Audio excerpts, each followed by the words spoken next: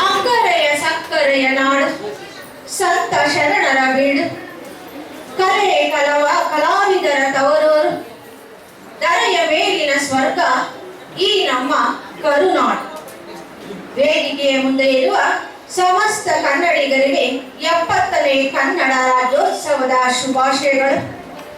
ಹೆಸರಾಯಿತು ಕರ್ನಾಟಕ, ಉಸಿರಾಗಲಿ ಕನ್ನಡ, ಹಸಿಗೋಡೆಯ ಹರಳಿನಂತೆ ಹುಸಿ ಹೋಗದ ಕನ್ನಡ. ಚೆನ್ನವೀರ ಕಣಿವೆಯರನ್ನ ಇವತ್ತು ನಾವು ಸ್ಮರಿಸುತ್ತಾ 70ನೇ ಕನ್ನಡ ರಾಜ್ಯೋತ್ಸವಕ್ಕೆ ಶುಭಾಶಯಗಳು ಹಾಗೂ 7ನೇ ವಾರ್ಷಿಕೋತ್ಸವಕ್ಕೆ ಸ್ವಾಗತ ಸುಸ್ವಾಗತ. ಈ ಕಾರ್ಯಕ್ರಮಕ್ಕೆ ಆಗಮಿಸಿ ಅಧ್ಯಕ್ಷ ಸ್ಥಾನವನ್ನು ಅಲಂಕರಿಸುವ ಶ್ರೀಯುತ ರಾಮನಾಥ್ ಎನ್, ಮುಖ್ಯ ಅತಿಥಿಗಳಾಗಿ ಆಗಮಿಸಿರುವ ಶ್ರೀಮತಿ ಶೀಲಾ ಅರ್ಕಲ್ಗೂಡ್ ಹಾಗೂ ಶ್ರೀಯುತ ಶಶಿಧರ್ ಸರ್ ಹಾಗೂ ವಿದ್ಯಾ ಕಸ್ಬೆ ಮೇಡಮ್ ಹಾಗೂ ಶಾಂತ ರಘುತ್ತಮ್ ಮೇಡಮ್, ಇವರಿಗೂ ಕೂಡ ನಾನು ಕಾರ್ಯಕ್ರಮಕ್ಕೆ ಸ್ವಾಗತವನ್ನ ಕೊಡ್ತೀನಿ. ಬರಲಿ ಚಪ್ಪಾಳೆ.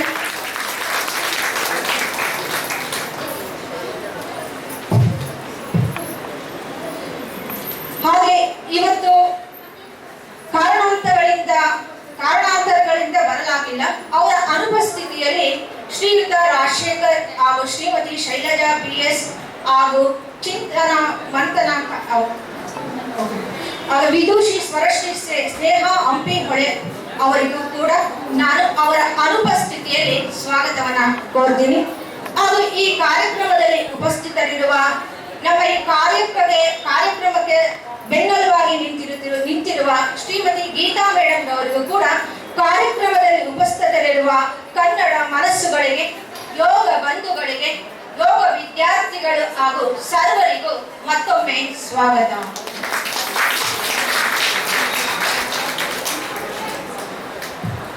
ಈ ಕಾರ್ಯಕ್ರಮಕ್ಕೆ ಆಗಮಿಸಿ ಅಧ್ಯಕ್ಷರು ಹಾಗೂ ಮುಖ್ಯ ಅತಿಥಿಗಳು ಹಾಗೂ ವಿಶೇಷ ಆಹ್ವಾನಿತರನ್ನ ಚಪ್ಪಾಳೆ ಮೂಲಕ ಬರಮಾಡ್ಕೊಳ್ಳೋಣ. ಸನ್ಮಾನ್ಯ ಶ್ರೀಯುತ ರಾಮನಾಥ್ ಎನ್ ಸರ್ ವೇದಿಕೆಗೆ ಬರಬೇಕಾಗಿ ಕೋರ್ಕೊಳ್ತೀನಿ. ಮುಖ್ಯ ಅತಿಥಿಗಳಾಗಿ ಆಗಮಿಸಿರುವ ಶ್ರೀಮತಿ ಶೀಲಾ ಅರ್ಕಲ್ಗೂಡ್ ಅವರು, ಶ್ರೀಯುತ ಶಶಿಧರ್ ಸರ್ ಅವರು ವೇದಿಕೆಗೆ ಬರಬೇಕು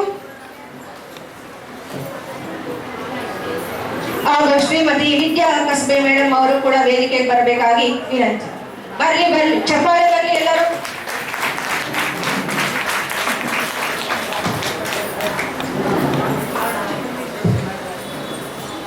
ಈಗ ನಾವು ಜ್ಞಾನದೀಪದ ಒಂದು ಕಿರು ಪರಿಚಯವನ್ನ ಮಾಡ್ಕೊಳ್ಳೋಣ. ಜ್ಞಾನದೀಪ ಶ್ರೀಯುತ DS ಶ್ರೀಪಾದ ಸ್ವಾಮಿ ಹಾಗೂ ಶ್ರೀಮತಿ ಗೀತಾ ಶ್ರೀಪಾದ ಸ್ವಾಮಿ ಅವರ ದಂಪತಿಗಳ ಕನಸಿನ ಕೂಸು. ಇದನ್ನು ಕಾರ್ಯರೂಪಕ್ಕೆ ತಂದವರು ಮುಖ್ಯ ಸೂತ್ರಧಾರಿ ಶ್ರೀಮತಿ ಗೀತಾ ಶ್ರೀಪಾದ ಸ್ವಾಮಿ. ಆರಂಭದಲ್ಲಿ ಯೋಗ ತರಗತಿಗಳಿಂದ ಪ್ರಾರಂಭವಾದ ಈ ಕೇಂದ್ರ ಇಂದು ಮಕ್ಕಳಿಗೆ ಸಂಸ್ಕೃತ, ಕನ್ನಡ, ಭಗವದ್ಗೀತಾ ಕಲಿಕೆಯಂತಹ ವಿವಿಧ ಮಜಲುಗಳಲ್ಲಿ ಯಶಸ್ವಿಯಾಗಿ ಮುನ್ನಡೆಯುತ್ತಿದೆ. ಅಷ್ಟೇ ಅಲ್ಲದೆ ಅವರು ಸ್ವರಚಿತ ಕವನಗಳನ್ನು ಒಗ್ಗೂಡಿಸಿ ಗೀತಾ ಚಿತ್ತಾರ ಎಂಬ ಪುಸ್ತಕವನ್ನು ಸಹ ಬಿಡುಗಡೆ ಮಾಡಿದ್ದಾರೆ.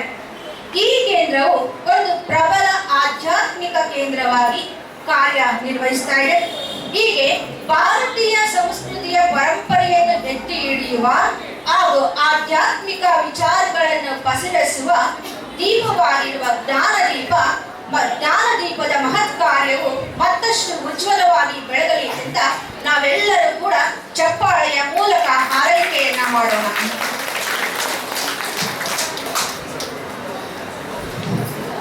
ಈಗ ಪ್ರಾರ್ಥನೆ ರಮ್ಯಾ ನಾಡಿಗ್ ಅವರಿಂದ. ಸರಸ್ವತಿ ಕೊಡುಬೇಗ ದಿವ್ಯಮತಿ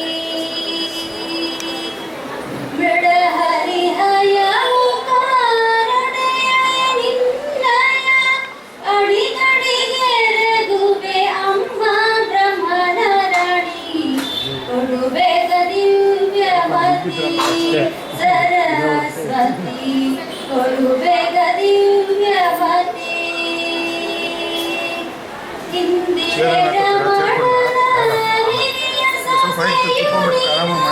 ಬಂದನ ಮೊದಲದಿ ನಿಂದು ನಮವರುಸೆ ಕೊಡುಬೇಗ ದಿವ್ಯವತಿ ಸರಸ್ವತಿ ಕೊಡುಬೇಗ ದಿವ್ಯಮತಿ ಅಖಿಲ ವಿದ್ಯಾಭಿಮಾನಿ ಅಜನ ಪಟ್ಟದ ರಾಣಿ ಸುಖವಿತ್ತು ಪಾಲಿಸೆ ಸೃಜನ ಶಿರೋಮಣಿ ಕೊಡುಬೇಗ ದಿವ್ಯಮತಿ ಸರಸ್ವತಿ ಕೊಡುಬೇಗ ದಿವ್ಯಮತಿ ಪತಿತ ಪಾವನೆ ನೀನೇ ಗತಿಯೆಂದು ನಂಬಿದೆ ಸದಾ ಪುರಂದರ ವಿಠಲನ್ನ ತೋರೆ ಕೊಡುಬೇಗ ದಿವ್ಯಮತಿ ಸರಸ್ವತಿ ಕೊಡುಬೇಗ ದಿವ್ಯಮತಿ. Thank you.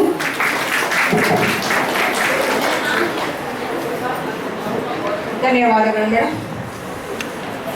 ಈಗ ಜ್ಯೋತಿ ಪ್ರಜ್ವಲನೆ 70ನೇ ಕರುನಾಡಿನ ದಿವ್ಯ ಸಂಭ್ರಮ ಮತ್ತು ನಮ್ಮ ಜ್ಞಾನದೀಪದ 7ನೇ ವಾರ್ಷಿಕೋತ್ಸವ ಜ್ಯೋತಿ ಪ್ರಜ್ವಲನೆ ಮಾಡಲು ವೇದಿಕೆ ಮೇಲಿರುವ ಎಲ್ಲ ಗಣ್ಯರು ಜ್ಯೋತಿ ಬೆಳಗುವ ಮೂಲಕ ಕಾರ್ಯಕ್ರಮಕ್ಕೆ ಚಾಲನೆ ನೀಡ್ತಾರೆ.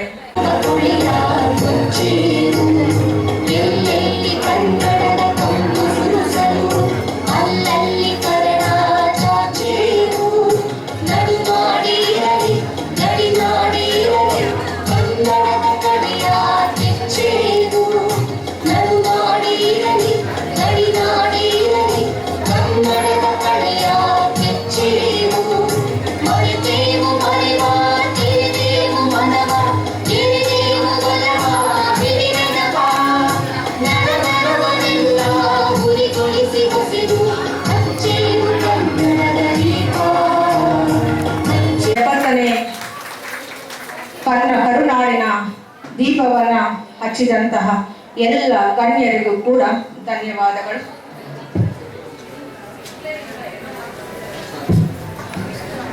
ಈಗ ನಾಡಗೀತೆಯನ್ನ ಹಾಡಲಿದ್ದಾರೆ.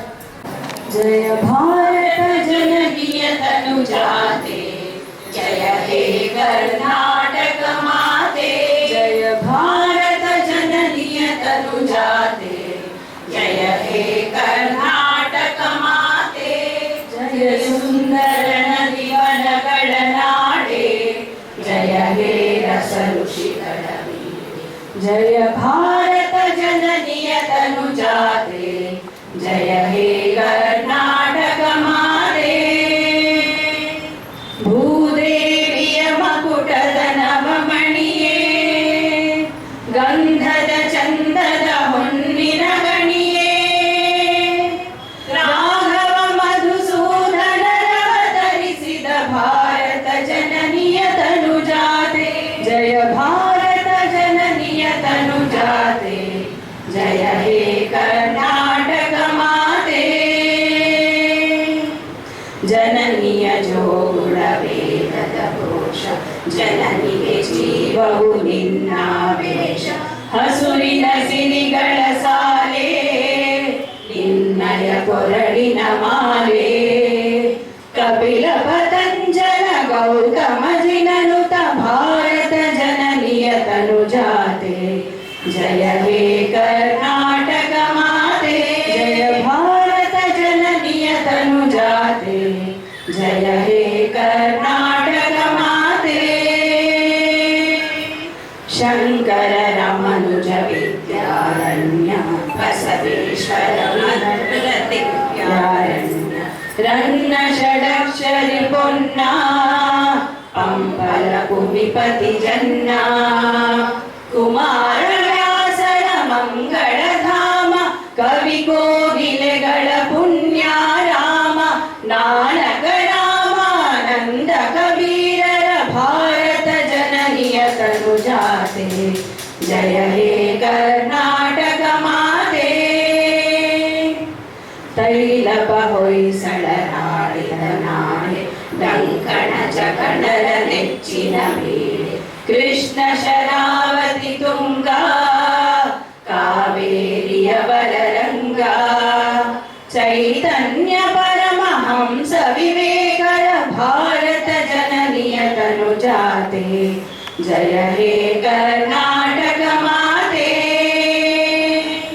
ಸರ್ವ ಜನಾಂಗದ ಶಾಂತಿಯ ತೋಟ ರಸಿಕರ ಕಂಗಳ ಸೆಳೆಯುವ ನೋಟ ಹಿಂದೂ ಕ್ರೈಸ್ತ ಮುಸಲ್ಮಾನ ಪಾರಸಿಕ ಜೈನರುದ್ಯಾನ ಜನಗಣ ಹೋಲುವ ದೊರೆಗಳ ಧಾಮ ಗಾಯಕ ವೈಣಿಕರ ರಾಮ ಕನ್ನಡ ನುಡಿ ಗುಣಿದಾಡುವ ದೇಹ ಕನ್ನಡ ತಾಯಿಯ ಮಕ್ಕಳ ದೇಹ ಭಾರತ ಜನನಿಯ ತನು ಜಾತೆ ಜಯ ಹೇ ಕರ್ನಾಟಕ ಮಾತೆ ಜಯ ಭಾರತ ಜನನಿಯ ತನು ಜಾತೆ ಜಯ ಹೇ ಕರ್ನಾಟಕ ಮಾತೆ ಜಯ ಸುಂದರ ನದಿ ವನಗಳ ನಾಡೆ ಜಯ ಹೇ ರಸ ಋಷಿಗಳ ಬೀಡು ಜಯ ಭಾರತ ಜನನಿಯ ತನು ಜಾತೆ ಜಯ ಹೇ ಕರ್ನಾಟಕ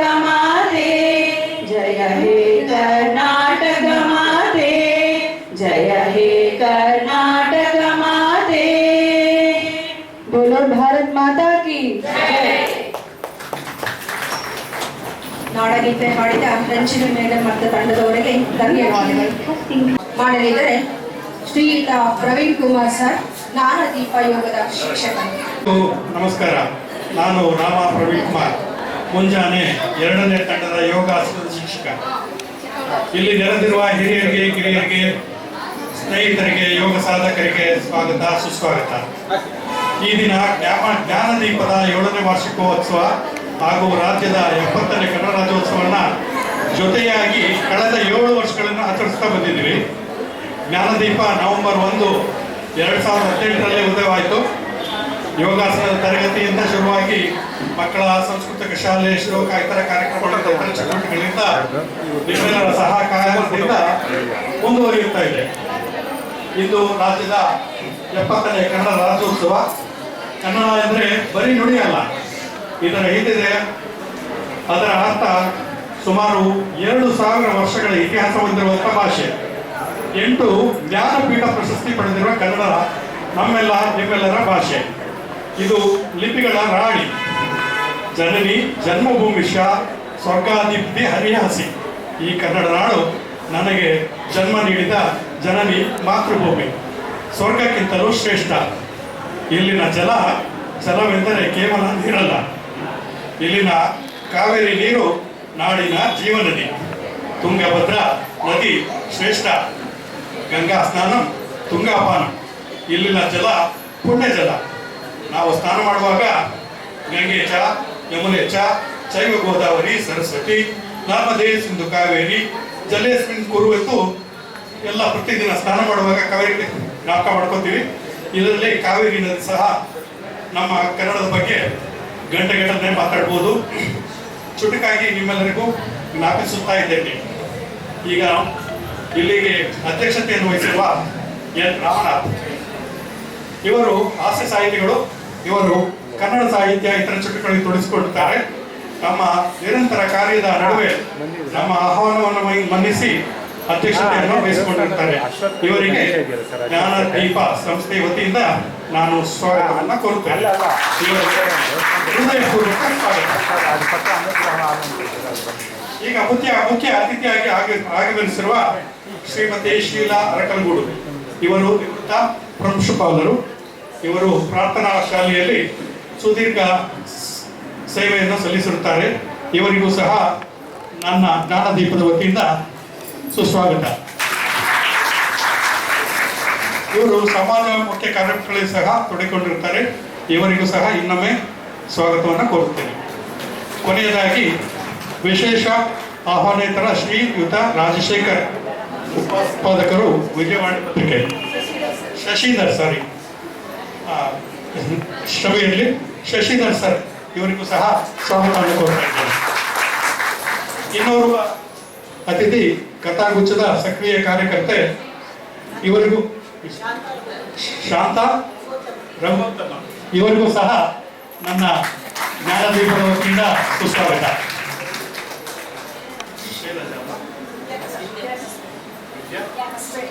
ಇನ್ನೊಬ್ಬ ಅತಿಥಿ ವಿದ್ಯಾ ಕಸಬೆ, ಇವರಿಗೂ ಸಹ ಸ್ವಾಗತವನ್ನು ಕೋರ್ತಾ ಇದ್ದೇನೆ.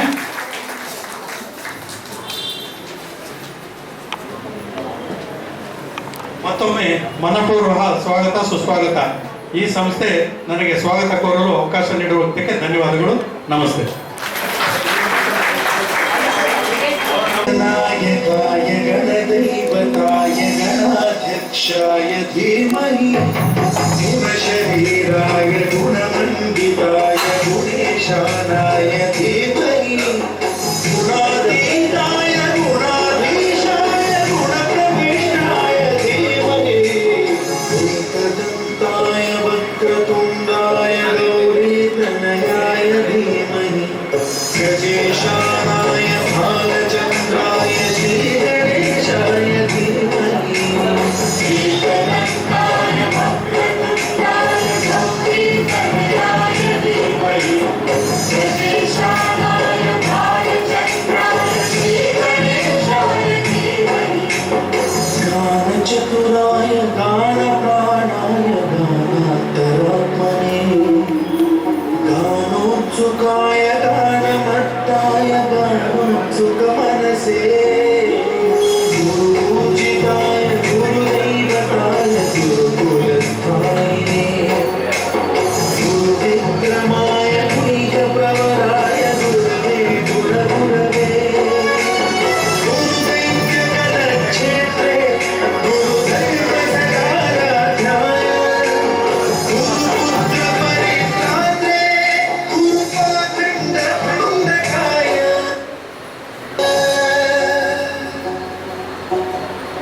गीतसाराय गीततत्त्वाय गीतगोत्राय धीमहि गूढगुल्फाय गन्धमस्ताय गोजयप्रदाय धीमहि गुणातीताय गुणाधीशाय गुणप्रविष्टाय धीमहि एकदन्ताय वक्रतुण्डाय गौरीतनयाय धीमहि गजेशाय भालचन्द्राय श्रीगणेशाय धीमहि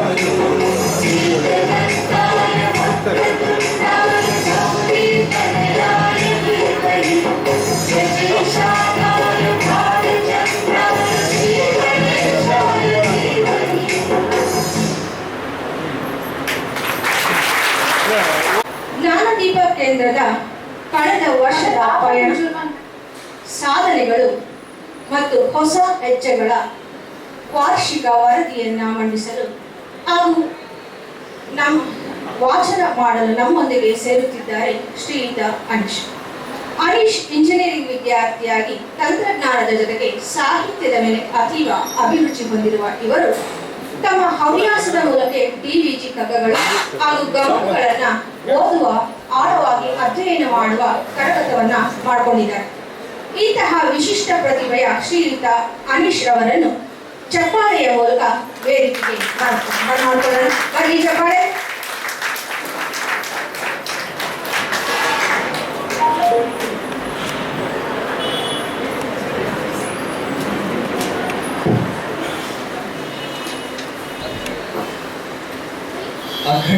अखण्डमण्डलाकारं व्याप्तं येन चराचरं चक्षुः उन्मीलितं येन तस्मै श्रीगुरवे नमः. ಶ್ರೀಗುರುಭ್ಯೋ ನಮಃ. ನಮಸ್ತೆ, ಎಲ್ರಿಗೂ ನಮಸ್ಕಾರ. ಯಾವ ಶ್ಲೋಕದ ಜೊತೆ ಪ್ರಾರಂಭ ಮಾಡಬೇಕು ಅನ್ನೋ ತುಂಬ ದೊಡ್ಡ ಪ್ರಶ್ನೆ ಇತ್ತು. ಆದರೆ ವೇದಿಕೆ ಮೇಲೆ ನನ್ನ ಇಬ್ಬರು ಗುರುಗಳು ಕೂತಿದ್ದಾರೆ. ಸೊ ಗುರುಸ್ತುತಿಯೊಟ್ಟಿಗೆ ಪ್ರಾರಂಭ ಮಾಡೋಣ ಅಂದ್ಕೊಂಡು ಆ ಶ್ಲೋಕ ಹೇಳಿದೆ. ಜ್ಞಾನದೀಪ ಸಂಸ್ಥೆ ಅನ್ನೋದು ನಮ್ಮೆಲ್ಲರಿಗೂ ಗೊತ್ತಿರುವಂತಹ, ನಮ್ಮೆಲ್ಲರೂ ಹೃದಯಕ್ಕೂ ತುಂಬಾ ಹತ್ತಿರವಾಗಿರುವಂತಹ ಸಂಸ್ಥೆ. ನಮ್ಮ ಜ್ಞಾನದೀಪ ಸಂಸ್ಥೆಯ ಬೆಳವಣಿಗೆನ ಸಂಕ್ಷಿಪ್ತವಾಗಿ ವಿವರಿಸಿ ಅದಾದ ಮೇಲೆ ಈ ನಮ್ಮ ಸಂಸ್ಥೆಯಲ್ಲಿ ನಡೆದ ಕಾರ್ಯಚಟುವಟಿಕೆಗಳ ಬಗ್ಗೆ ತಿಳಿಸ್ಕೊಡೋಕೆ ಇಚ್ಛೆ ಪಡ್ತೇನೆ. ಜ್ಞಾನದೀಪ ಸಂಸ್ಥೆ ಪ್ರಾರಂಭ ಆಗೋಕೆ ಮುಖ್ಯ ಕಾರಣ ಮತ್ತು ಪ್ರೇರಣೆ ಯಾರು ಅಂದ್ರೆ ನಮ್ಮೆಲ್ಲರ ಗುರುಗಳು ಶ್ರೀ ಡಿ.ಎಸ್. ಶ್ರೀಪಾದ ಸ್ವಾಮಿ ಮಹೋದಯರು. ಅವರು ಸಮಾಜಕ್ಕೆ ಏನಾದರೂ ಒಂದು ಉತ್ತಮ ಕೊಡುಗೆಯನ್ನ ಕೊಡಬೇಕು ಅನ್ನೋ ನಿಟ್ಟಿನಲ್ಲಿ ಆಲೋಚನೆ ಮಾಡಿ ಒಬ್ಬ ವ್ಯಕ್ತಿಯ ದೈಹಿಕ ಮಾನಸಿಕ ಆರೋಗ್ಯ ಸರಿಯಾಗಿದ್ದರೆ ಸದೃಢವಾದ ಸಮಾಜವನ್ನ ನಿರ್ಮಾಣ ಮಾಡಬಹುದು ಅನ್ನೋ ಒಂದು ಯೋಚನೆಯೊಟ್ಟಿಗೆ ಪ್ರಾಂಶುಪಾಲ ವೃತ್ತಿಯಿಂದ ನಿವೃತ್ತಿಯರಾದ ಮೇಲೆ ಅವರ ಇಳಿಯ ವಯಸ್ಸಿನಲ್ಲೂ ಎಸ್ವ್ಯಾಸ ಸಂಸ್ಥೆಯಲ್ಲಿ ಯೋಗ ತರಬೇತಿಗಳನ್ನು ಪಡೆದು ಅದರಲ್ಲಿ ಸ್ನಾತಕೋತ್ತರ ಪದವಿಯನ್ನೂ ಪಡೆದುಕೊಂಡು ಸ್ವಂತ ಜಾಗದಲ್ಲಿ ಉಚಿತವಾದ ಯೋಗ ಶಾಲೆಯನ್ನು ಪ್ರಾರಂಭಿಸಬೇಕು ಅನ್ನೋದು ಅವರ ಯೋಚನೆ ಆಗಿತ್ತು. ಆದರೆ ವಿಧಿಯ ಆಟ ಬೇರೆ ಇತ್ತು. ಕಾರಣಾಂತರಗಳಿಂದ ಅವರ ಅನಿರೀಕ್ಷಿತವಾಗಿ ಬಂದಂತಹ ಅಲ್ಪ ಸಮಯದ ದೇಹದ ತೊಂದರೆಗಳಿಂದ ಅವರ ಕೈಲಿ ಆ ಕಾರ್ಯ ನಡೆಯೋಕೆ ಸಾಧ್ಯವಾಗಿಲ್ಲ. ಆದರೆ ಅವರ ಕನಸಾಗಿಯೇ ಉಳಿಬಾರದು ಅನ್ನೋ ಏಕೈಕ ಉದ್ದೇಶದಿಂದ ಅವರ ಶ್ರೀಮತಿಯವರು ಹಾಗೂ ನಮ್ಮೆಲ್ಲರ ಗುರುಗಳು ಆದಂತಹ ಶ್ರೀಮತಿ ಗೀತಾ ಶ್ರೀಪಾದ ಸ್ವಾಮಿ ಮಹಾಭಾಗ 2028ನೇ ಇಸ್ವಿಯ ನವೆಂಬರ್ 1ನೇ ತಾರೀಕಂದು ಈ ಸಂಸ್ಥೆಯನ್ನ ಪ್ರಾರಂಭಿಸಿದರು. ಈ ಸಂಸ್ಥೆಯನ್ನ ಪರಮ ಪೂಜ್ಯ ಶ್ರೀ ಶ್ರೀ ಅದ್ವೈತಾನಂದ ಭಾರತಿ ಸ್ವಾಮಿ ಅದ್ವೈತಾನಂದ ಸರಸ್ವತಿ ಸ್ವಾಮಿಗಳು ಉದ್ಘಾಟನೆ ಮಾಡಿದರು. ಅಂದಿನಿಂದ ಇಂದಿನವರೆಗೂ ನಿರಂತರವಾಗಿ 6 ವರ್ಷಗಳ ಕಾಲ ಯೋಗದ ಜೊತೆ ಹಲವಾರು ಚಟುವಟಿಕೆಗಳು ನಡೆದುಕೊಂಡು ಇಂದಿಗೆ 7ನೇ ವರ್ಷಕ್ಕೆ ನಮ್ಮ ಜ್ಞಾನದೀಪ ಕಾಲಿಡ್ತಾ ಇದೆ ಅಂತ ಹೇಳೋಕೆ ನಿಜವಾಗಿಯೂ ಹೆಮ್ಮೆ ಆಗ್ತಾ ಇದೆ.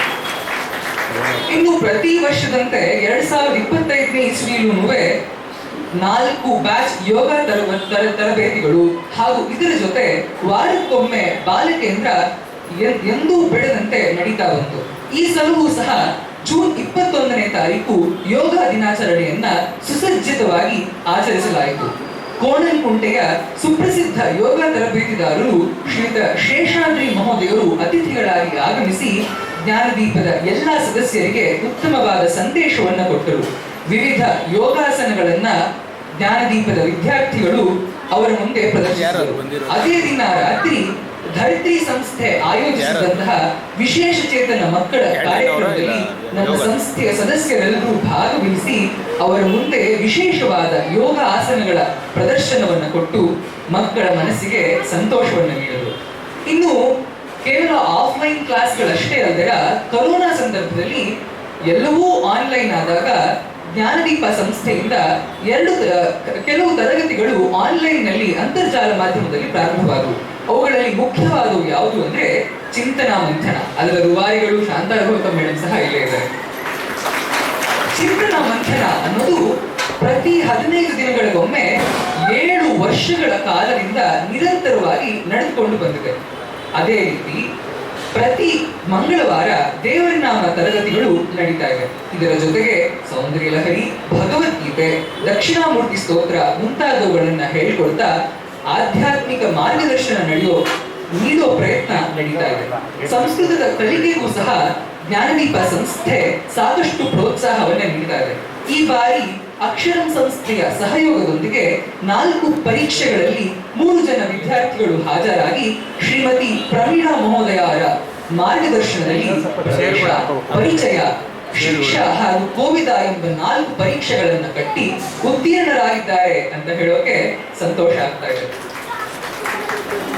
ಇನ್ನು ಬರುವ ವರ್ಷ ಹೆಚ್ಚು ಸಂಸ್ಕೃತ ತರಗತಿಗಳು ನಡೆಸ್ತಾ ಸಂಸ್ಕೃತ ಕಲಿಸ್ತಾ ನಮ್ಮ ಸಂಸ್ಥೆಯ ಎಲ್ಲರೂ ಸುಸಂಸ್ಕೃತರಾಗಿ ಮಾಡುವ ನಿಟ್ಟಿನಲ್ಲಿ ಪ್ರಯತ್ನ ನಡೀತಾ ಇದೆ. ಪ್ರತಿ ಶನಿವಾರ ಮತ್ತು ಭಾನುವಾರ ಮಕ್ಕಳ ಸಂಸ್ಕೃತ ಶ್ಲೋಕಗಳು, ಸುಭಾಷಿತ, ಭಗವದ್ಗೀತೆ ಮತ್ತು ಕನ್ನಡ ಓದು ಬರಹವನ್ನು ಕಲಿಸ್ತಾ ಮಕ್ಕಳಿಗೆ ಉತ್ತಮ ಸಂಸ್ಕಾರವನ್ನು ಕೊಡುವ ಪ್ರಯತ್ನ ನಡೀತಾ ಇದೆ. ವರ್ಷದ ಕೊನೆಯಲ್ಲಿ ಮಕ್ಕಳಿಂದ ವಿವಿಧ ರೀತಿಯ ಸಾಂಸ್ಕೃತಿಕ ಚಟುವಟಿಕೆಗಳನ್ನ ಅವರ ಕೈಲಿ ಮಾಡಿಸಿ ಅವರಲ್ಲಿ ಇರುವಂತಹ ಸೂಕ್ತ ಪ್ರತಿಭೆಯನ್ನ ಹೊರತರುವ ಪ್ರಯತ್ನ ಕೂಡ ನಮ್ಮ ಸಂಸ್ಥೆಯ ವತಿಯಿಂದ ನಡೀತಾ ಇದೆ.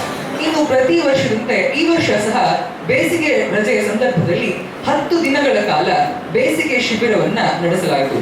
ಯೋಗ ಶಾಲೆಯ ವಿದ್ಯಾರ್ಥಿಗಳ ಸಹಕಾರದಿಂದ ಈ ಶಿಬಿರ ತುಂಬಾ ಅಚ್ಚುಕಟ್ಟಾಗಿ ಹಾಗೂ ಅದ್ಭುತವಾಗಿ ಮೂಡಿಬಂತು. ಎಲ್ಲ ಪೋಷಕರು ಸಹ ತಮ್ಮ ಮೆಚ್ಚುಗೆಯನ್ನ ಸೂಚಿಸಿರುತ್ತಾರೆ. ಇನ್ನು 2024ನೇ ಸಾಲಿನ ವಾರ್ಷಿಕೋತ್ಸವದ ಸಂದರ್ಭದಲ್ಲಿ ನಮ್ಮ ಗುರುಗಳಾದ ಶ್ರೀಮತಿ ಗೀತಾ ಶ್ರೀಪಾದ ಸ್ವಾಮಿ ಮಹೋದಯರು ಬರೆದಿದ್ದಂತಹ ಗೀತಚಿತ್ತಾರ ಪುಸ್ತಕದ ಬಿಡುಗಡೆಯನ್ನ ಶ್ರೀಮತಿ ವಿದ್ಯಾರಾವ್ ಅವರು ನಡೆಸಿಕೊಟ್ರು. ಅದೇ ದಿನ ಕಥಾಗುಚ್ಛ ಫೇಸ್ಬುಕ್ ಗ್ರೂಪ್ನ ಸದಸ್ಯರಿಂದ ಕವಿಗೋಷ್ಠಿಯು ಸಹ ನಡೆಯಿತು. ಅಲ್ಲಿ ಬಂದಂತಹ ಎಲ್ಲ ಕವಿಗಳಿಗೆ ಉತ್ತಮವಾದ ವೇದಿಕೆಯನ್ನ ಜ್ಞಾನದೀಪ ಸಂಸ್ಥೆಯು ನೀಡಿತು ಅಂತ ಹೇಳಿ ಎಲ್ಲರೂ ಸಹ ತಮ್ಮ ಮೆಚ್ಚುಗೆಯನ್ನ ಸೂಚಿಸಿದ್ದಾರೆ. ಪ್ರತಿ ವರ್ಷದಂತೆ ಈ ವರ್ಷವೂ ಸಹ ನಮ್ಮ ಸಂಸ್ಥೆಯಲ್ಲಿ ವರ್ಷಕ್ಕೊಮ್ಮೆ ನಡೆಯೋ ಪ್ರವಾಸವನ್ನ ಏರ್ಪಡಿಸಿ ಬಹಳ ವಿಶೇಷವಾಗಿ ನಮ್ಮ ಸಂಸ್ಥೆಯ ಸದಸ್ಯರು ಕಾಶಿ ಹಾಗೂ ಅಯೋಧ್ಯೆಗೆ ತಮ್ಮ ಪ್ರವಾಸವನ್ನ ಕೈಗೊಂಡಿದ್ರು. ಅಯೋಧ್ಯೆ ಹಾಗೂ ಕಾಶಿಗೆ ಹೋಗಿ ಅಲ್ಲಿರುವಂತಹ ವಿಶ್ವನಾಥ ಹಾಗೂ ರಾಮರ ದರ್ಶನವನ್ನ ಮಾಡಿದ್ದು ಬಹಳ ವಿಶೇಷವಾಗಿತ್ತು. ಈ ರೀತಿ ನಮ್ಮ ಸಂಸ್ಥೆಯು ಶರೀರದ ದೃಢತೆ ಹಾಗೂ ಮಾನಸಿಕ ನೆಮ್ಮದಿ ದೊರಕಿಸಿಕೊಳ್ಳಲು ವಿವಿಧ ಚಟುವಟಿಕೆಯ ಮೂಲಕ ನಿರಂತರವಾದ ಪ್ರಯತ್ನವನ್ನ ನಡೆಸುತ್ತಿದೆ. ಈ ಎಲ್ಲ ಪ್ರಯತ್ನಗಳಿಗೂ ಬೆನ್ನೆಲುಬು ಯಾರು ಅಂದ್ರೆ ನಮ್ಮ ಸಂಸ್ಥೆಯ ಸಂಸ್ಥಾಪಕರು, ನಮ್ಮ ಗುರುಗಳು ಶ್ರೀಮತಿ ಗೀತಾ ಶ್ರೀಪಾದ ಸ್ವಾಮಿ. ಅವರ ಜೊತೆ ಸತತ 6 ವರ್ಷಗಳಿಂದ ನಿರಂತರವಾಗಿ ಅವರ ಬೆನ್ನೆಲುಬಾಗಿ ಯಾವುದೇ ಒಂದು ಉದ್ದೇಶವಿಲ್ಲದೆ ಸಂಪೂರ್ಣವಾಗಿ ಸೇವಾ ಮನೋಭಾವದಿಂದ ಎಲ್ಲ ಅಧ್ಯಾಪಕ ವರ್ಗವೂ ಸಹ ಅವರೊಂದಿಗೆ ಕೈ ಜೋಡಿಸಿ ಈ ಅದ್ಭುತವಾದ ಕಾರ್ಯವನ್ನ ನಡೆಸಿಕೊಂಡು ಹೋಗ್ತಾರೆ. ಇದರ ಜೊತೆ ಅವರ ಎಲ್ಲಾ ಶಿಷ್ಯವರ್ಗದವರು ಸಹ ಸದಾ ಅವರೊಟ್ಟಿಗೆ ಬೆನ್ನೆಲುಬಾಗಿ ನಿಂತು ಅವರು ನಡೆಸುವ ಪ್ರತಿಯೊಂದು ಕಾರ್ಯಚಟುವಟಿಕೆಗಳನ್ನು ಅವರ ಕೈಯನ್ನು ಜೋಡಿಸ್ತಾ ಇದ್ದಾರೆ. ಅವರೆಲ್ಲರಿಗೂ ನನ್ನ ಅಭಿನಂದನೆಗಳನ್ನು ತಿಳಿಸ್ತಾ, ಇದೇ ರೀತಿ ನಮ್ಮ ಜ್ಞಾನದೀಪ ಸಂಸ್ಥೆ ನಿರಂತರವಾಗಿ ನಡೀತಾ ಒಂದು ಮಾದರಿ ಸಂಸ್ಥೆಯಾಗಿ ಇನ್ನೂ ಹೆಚ್ಚು ಹೆಚ್ಚು ಉತ್ತಮ ಸ್ಥಾನಗಳನ್ನು ಪಡೆದು ಹಲವಾರು ವರ್ಷಗಳ ಕಾಲ ಮುಂದುವರಿಯಲಿ ಅಂತ ಆ ಪರಮಾತ್ಮನಲ್ಲಿ ಪ್ರಾರ್ಥಿಸ್ತಾ ನನ್ನ ಮಾತುಗಳಿಗೆ ವಿರಾಮವನ್ನು ಹಾಡ್ತಾ ಇದ್ದೀನಿ.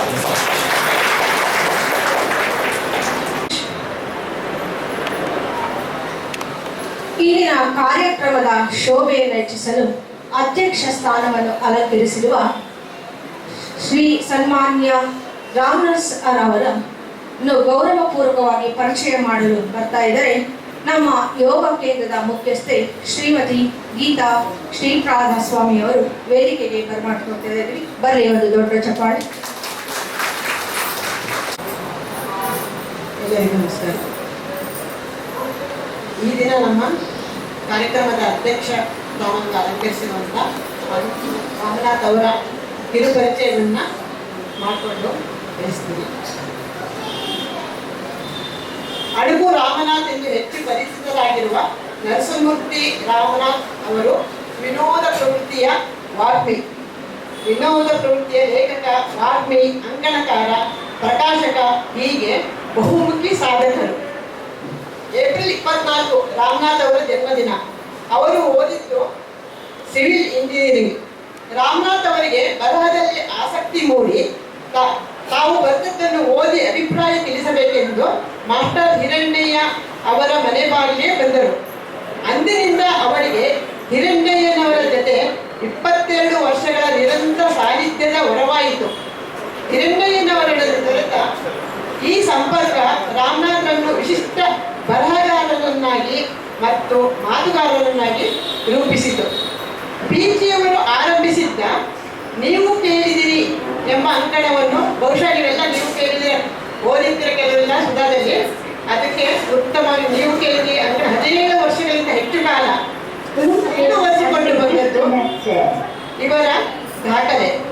ಅಣಕು ರಾಮನಾಥ್ ಇದ್ದಲ್ಲಿ ಹಾಸ್ಯದ ಹೊನಲು, ನಗೆ ಪ್ರವಾಹಗಳು ಯಾವಾಗಲೂ ಇದ್ದೇ ಇರುತ್ತೆ.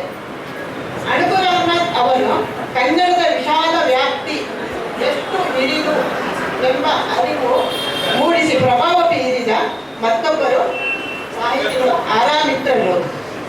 ಅಣಕು ರಾಮನಾಥ್ ಅವರ ಪದ್ಯ ಪ್ರಕಾರದ ಬರಹಗಳಲ್ಲಿ ಆಯ್ದ ಅಣಗವಾಡುಗಳು, ಕೇಸು ಸಾಗಲಿ, ಅಣಗ ಶತಕಂ, ಮಾಸದ ಅಣಕು ಗೀತೆಗಳು, ಅಣಗವಾಡಿನ ಅಂಗಳದಲ್ಲಿ, ಮಂಕುದಿನೆಯ ಕಗ್ಗ, ವಕ್ರೋಕ್ತಿ ವಿಲಾಸ, ದುಂಡಿರಾಮ್ಸ್ ಲಿಮಿರಿಕ್ಸ್ ಸೇರಿವೆ.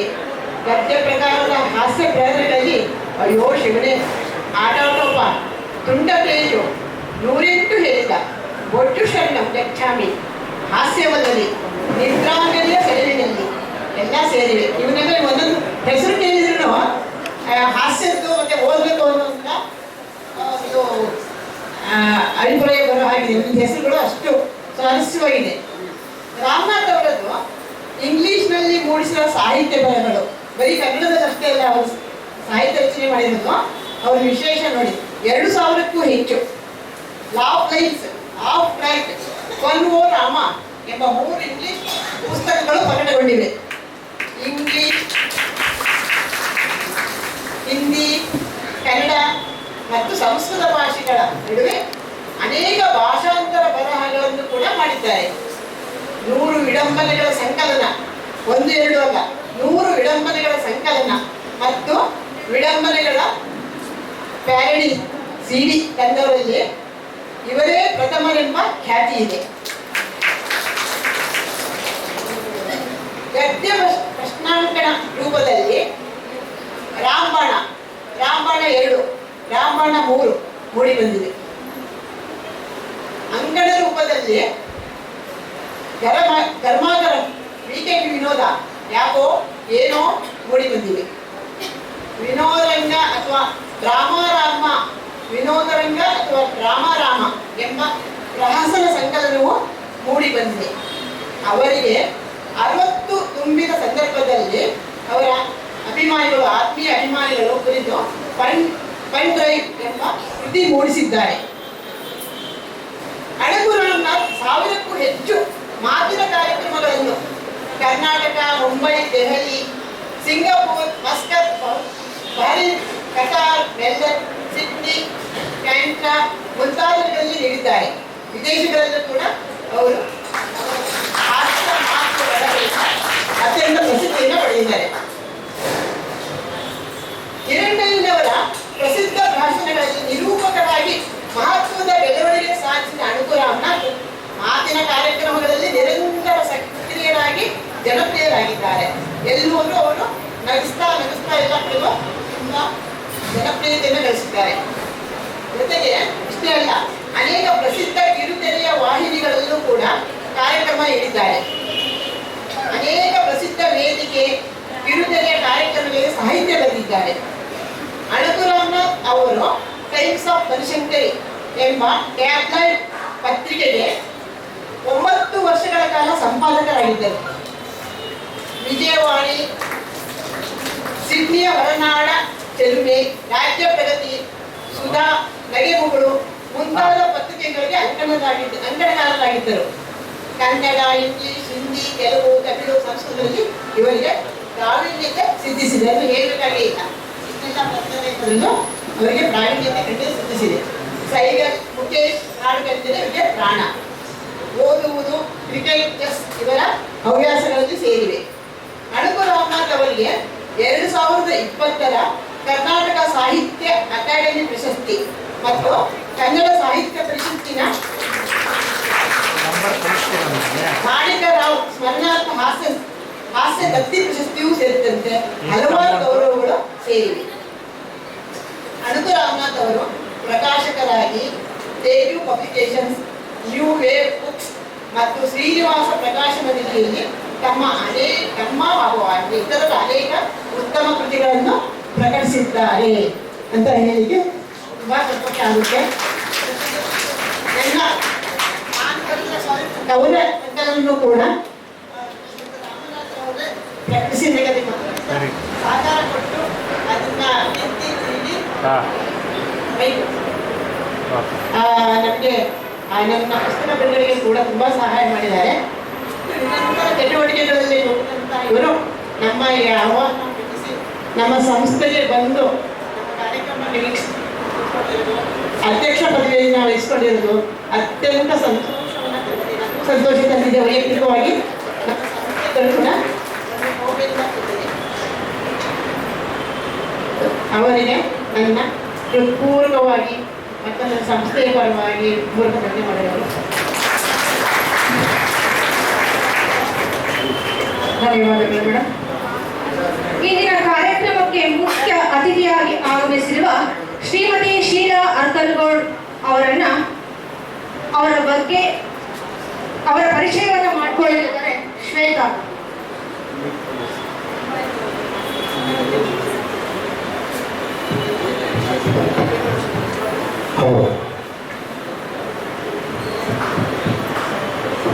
ಎಲ್ಲರಿಗೂ ಶುಭ ಸಂಜೆ. ಶೀಲಾ ಅರ್ಕುಂದೂರರವರು ಹುಟ್ಟಿದ್ದು ಮೈಸೂರಿನಲ್ಲಿ. ಶ್ರೀ ಅನಂತರಾಮಯ್ಯ ಹಾಗೂ ತಾಯಿ ಶಾರದಮ್ಮ ದಂಪತಿಗಳ 7 ಮಕ್ಕಳಲ್ಲಿ 3ನೇಯವರು. ಬೆಳೆದಿದ್ದೆಲ್ಲ ದಾವಣಗೆರೆಯಲ್ಲಿ. ಓದಿದ ಶಾಲೆಯಾದ ಸೆಂಟ್ ಪಾಲ್ಸ್ ಕಾನ್ವೆಂಟ್ ಬಾಲಕಿಯರ ಪ್ರೌಢಶಾಲೆಯಲ್ಲೇ 25 ವರ್ಷಗಳ ಕಾಲ ಶಿಕ್ಷಕಿಯಾಗಿದ್ದರು. ಜೊತೆಗೆ 5 ವರ್ಷಗಳ ಕಾಲ NCC ಅಧಿಕಾರಿಯಾಗಿ ಕೆಲಸ ಮಾಡಿದ್ದಾರೆ. 2002ರಲ್ಲಿ ಬೆಂಗಳೂರಿಗೆ ಸ್ಥಳ ಬದಲಾವಣೆಯಾದ ನಂತರ ಪ್ರಸಿದ್ಧಿ ಹೊಂದಿರುವ ಪ್ರಾರ್ಥನಾ ಸ್ಕೂಲಿನಲ್ಲಿ ಕಳೆದ ಅಕ್ಟೋಬರ್ 2019ರವರೆಗೂ ಪ್ರಿನ್ಸಿಪಾಲರ್ ಆಗಿ ಕಾರ್ಯನಿರ್ವಹಿಸಿದ್ದಾರೆ. ಇದೀಗ ನಿವೃತ್ತಿ ಜೀವನ. ಬೇಕೆಂದು ಬಂದವರಿಗೆ ಮನೆಯಲ್ಲೇ ಆಪ್ತ ಸಮಾಲೋಚನೆ, ಕನ್ನಡ ಸಾಹಿತ್ಯದ ಬಗ್ಗೆ ತಿಳಿಯುವ ಪ್ರಯತ್ನ, ಅಲ್ಪ ಸ್ವಲ್ಪ ಬರವಣಿಗೆಯಲ್ಲಿ ತೊಡಗಿಕೊಂಡಿದ್ದಾರೆ. ಕನ್ನಡಾಂಬೆಯ ಅನುಗ್ರಹವೆಂಬಂತೆ ಅವರು ಕಕಾರ ಕವನ ದೇಶ ವಿದೇಶಗಳಲ್ಲಿ ವೈರಲ್ ಆಗಿದೆ. ದಿನಾಂಕ 7/10/2024ರಂದು ಮೈಸೂರಿನ ದಸರಾ ಕವಿಗೋಷ್ಠಿಯಲ್ಲಿ ನಡೆದ ಸಂತಸ ಕವಿಗೋಷ್ಠಿಯಲ್ಲಿ ಒಬ್ಬರಾಗಿ ಭಾಗವಹಿಸಿ ಅಲ್ಲಿ ವಾಚಿಸಿದ ಕನ್ನಡಿಗರ ಹಾಡು ಕೂಡ ಜನಮನ ಗೆದ್ದಿದೆ. ಇದೀಗ ಚೊಚ್ಚಲ ಪುಸ್ತಕ ಕಕಾರ ಕವನ 2024 ಡಿಸೆಂಬರ್ 20ರಂದು ಬಿಡುಗಡೆ ಹೊಂದಿ ಇದೀಗ 2ನೇ ಮುದ್ರಣಕ್ಕೆ ಹೊರಟಿದೆ. ಪ್ರಸ್ತುತ ಅಖಿಲ ಭಾರತೀಯ ಸಾಹಿತ್ಯ ಪರಿಷತ್ ಮಹಿಳಾ ಪ್ರಕಾರ ದಕ್ಷಿಣ ಬೆಂಗಳೂರು ವಿಭಾಗಕ್ಕೆ ಈ ವರ್ಷಕ್ಕೆ ಅಧ್ಯಕ್ಷರಾಗಿ ಕಾರ್ಯನಿರ್ವಹಿಸುತ್ತಿದ್ದಾರೆ. ಇದು ಅವರ ಬಗ್ಗೆ ಒಂದು ಕಿರು ಪರಿಚಯ. ಧನ್ಯವಾದಗಳು.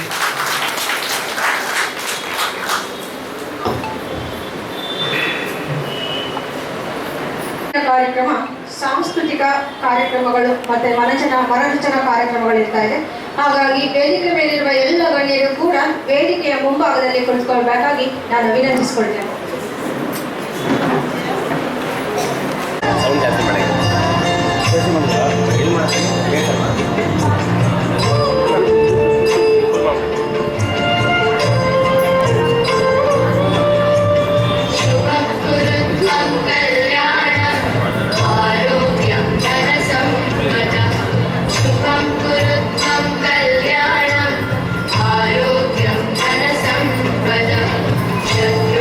शत्रुबुद्धिविनाशाय दीपज्योतिर्नमोस्तुते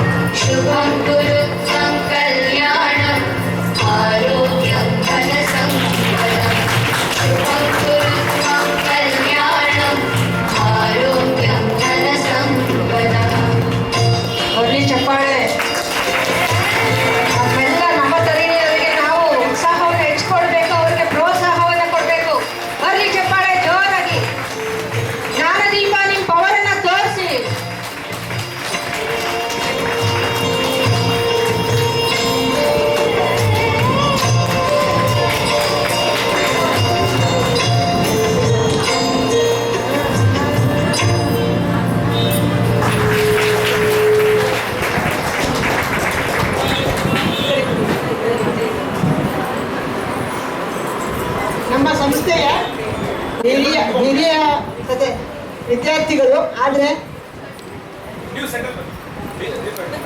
ದೈಹಿಕವಾಗಿ ಸ್ವಲ್ಪ ಹಿರಿಯರಾದ್ರೂ ಮಾನಸಿಕವಾಗಿ ಅತ್ಯಂತ ಕಿರಿಯರಾಗಿದ್ದಾರೆ. ಉತ್ಸಾಹದಿಂದ ಭಾಗವಹಿಸ್ತಾರೆ. ನಿತ್ಯ ಎಲ್ಲ ಬ್ಯಾಚ್ಗಿಂತ ಈ ಬ್ಯಾಚ್ನವರೇ ಅತ್ಯಂತ ಉತ್ಸಾಹದಿಂದ ಸರಿಯಾದ ಸಮಯಕ್ಕೆ ಬಂದು ಈ ಕಾರ್ಯಕ್ರಮ ತುಂಬಾ ಆಸಕ್ತಿ ವಹಿಸಿ ಎಲ್ಲ ಪ್ರಾಕ್ಟೀಸ್ ಮಾಡಿದ್ರು.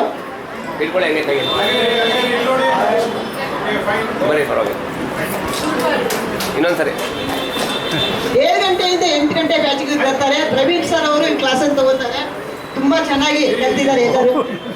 ಒಬ್ಬೊಬ್ಬರೇ ಬಂದಿದ್ದಾರೆ, ಹೆಸರು ಹೇಳ್ತೀನಿ ಈ ಕಡೆಯಿಂದ. ಗ್ರೌಂಡ್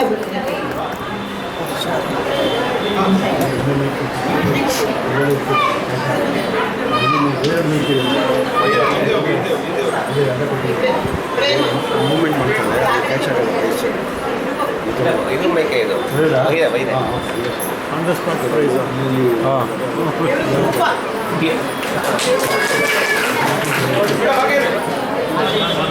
ಫೋಟೋ ತಗೋ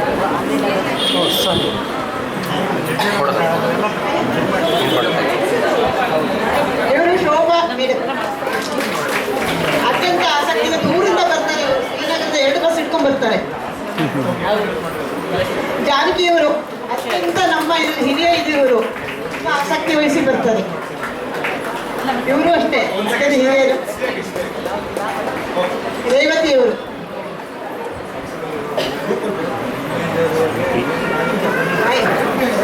ರುಕ್ಮಿಣಿ ಅವರು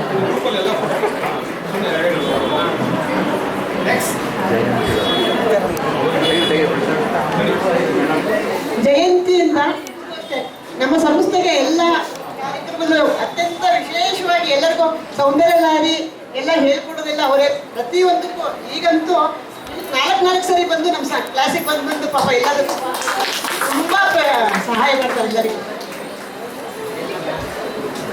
ಗಾಯತ್ರಿ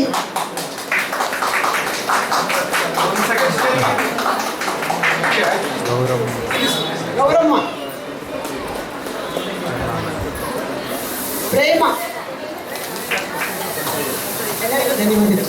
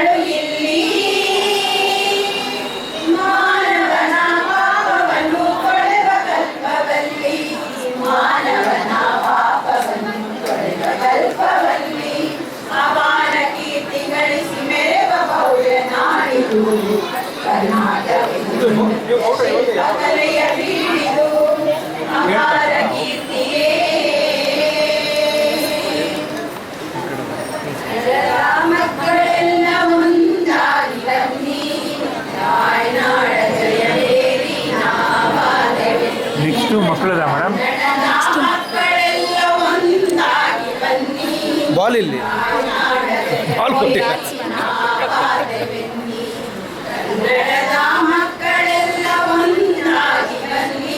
ಆ ಕಡೆ ಓಡ್ತೀನಿ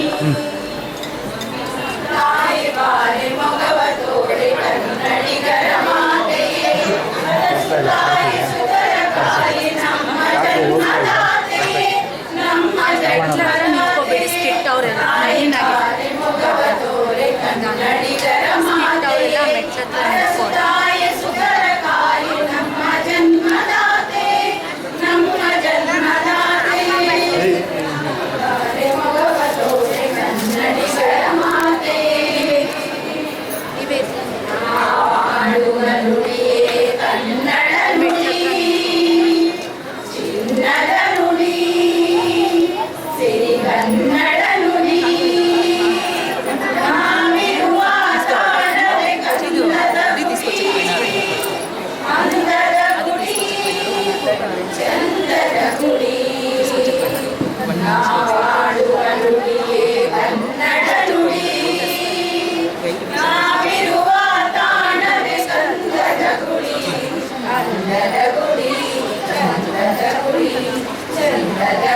ಶ್ರೀಗಂಧದ ಕುಡಿ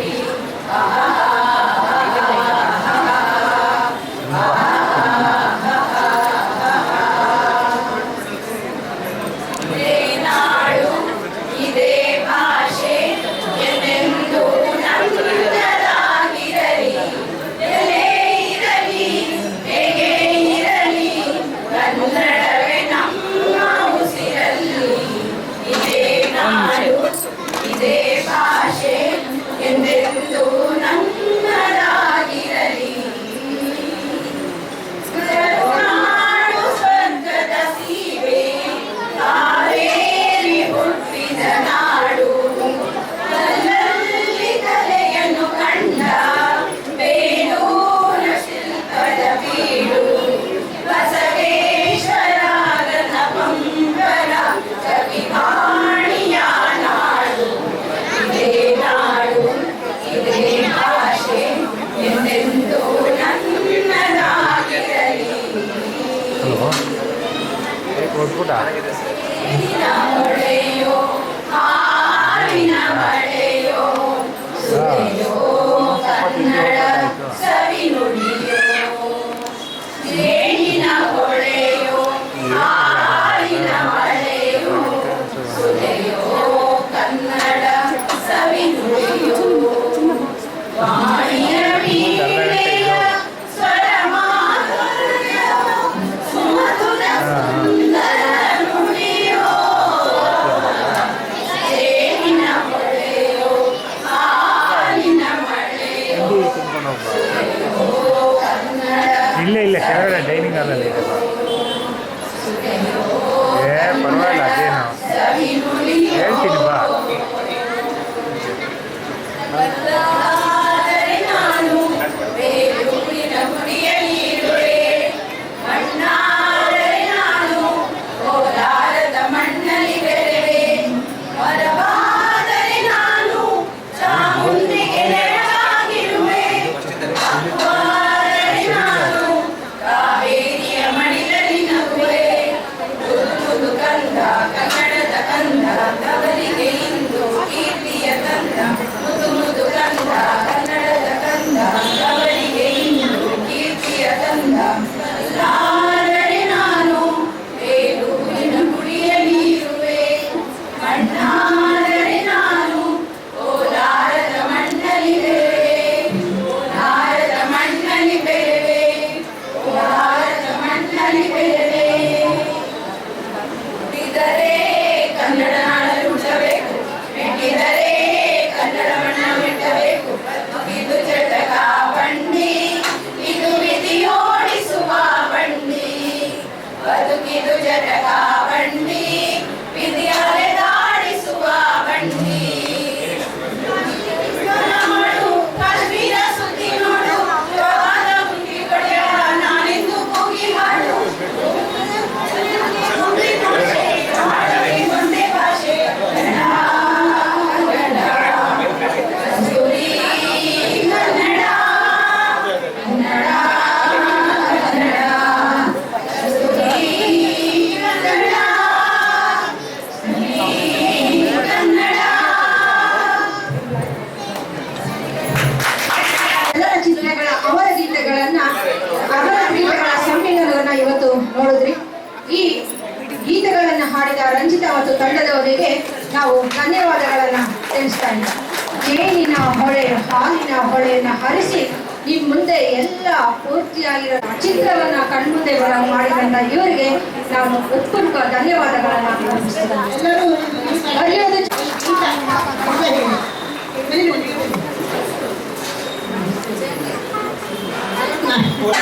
ಸ್ಮಿತಾ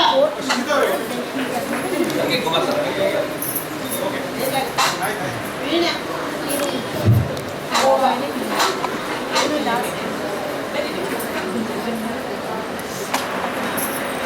ಜಮಿಲ. ಖಂಡಿತ.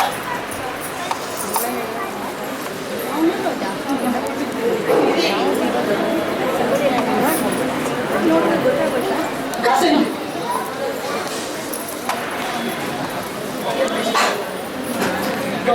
ಅವರ ಆದರ್ಶಗಳನ್ನು ತಮ್ಮೊಳಗೆ ತುಂಬಿಕೊಂಡು ನಮ್ಮ ಪುಟಾಣಿಗಳು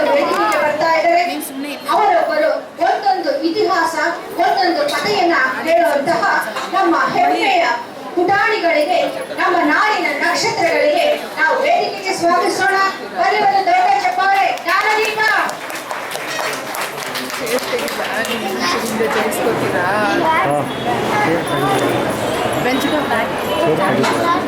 ಇವ್ರದ್ದು ಮ್ಯೂಸಿಕ್ ಏನಾದ್ರು ಇದೆಯಾ? ಏನಿಲ್ಲ, ಅವ್ರು ಹೇಳ್ತಾರೆ ಎಲ್ಲ ಪ್ರಿಪೇರ್ ಆಗಿದ್ದಾರೆ. ಸೊ ಕೋಲಾಹಲ ಮಾಡದೆ ಸ್ವಲ್ಪ ವೇಷಭೂಷೆಗಳು ಹಾಕೊಂಡು ಒಬ್ಬೊಬ್ಬರು ಮಹನೀಯರ ಆಗಿ ಬಂದಿದ್ದಾರೆ. ಅವರು ಒಂದೆರಡು ವಾಕ್ಯಗಳನ್ನ ಹೇಳ್ಬಿಟ್ಟು ನಾನು ಯಾರು ಅಂತ ನಿಮ್ಮನ್ನ ಪ್ರಶ್ನಿಸ್ತಾರೆ.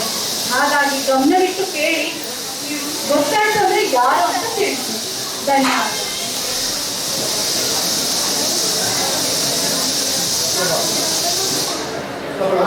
ಜೋರಾಗಿ ಹೇಳ. ನಾವು ಬೆಂಗಳೂರಿಗೆ ಕಟ್ಟಿದವರು. ಬೆಂಗಳೂರು ವಿಮಾನ ನಿಲ್ದಾಣಕ್ಕೆ ಸಿದ್ಧರಾಗಿದೆ. ನಾನು ಯಾರು?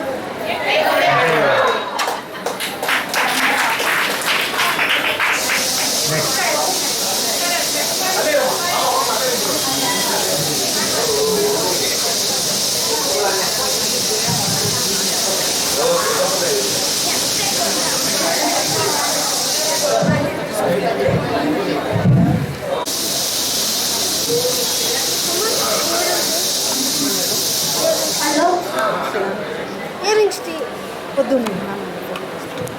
ನನ್ನ ಹುಟ್ಟುಹಬ್ಬದ ದಿನ ಅಭಿಯಂತರ ದಿನ ಎಂದು ಆಚರಿಸಲ್ಪಡುತ್ತದೆ. ಅಭಿಯಂತರ ದಿನ ಎಂದರೆ ಇಂಜಿನಿಯರ್ಸ್ ಡೇ. ನಾನು ಯಾರು? ವಿಶ್ವೇಶ್ವರಯ್ಯ. ಧನ್ಯವಾದ. ಧನ್ಯವಾದ.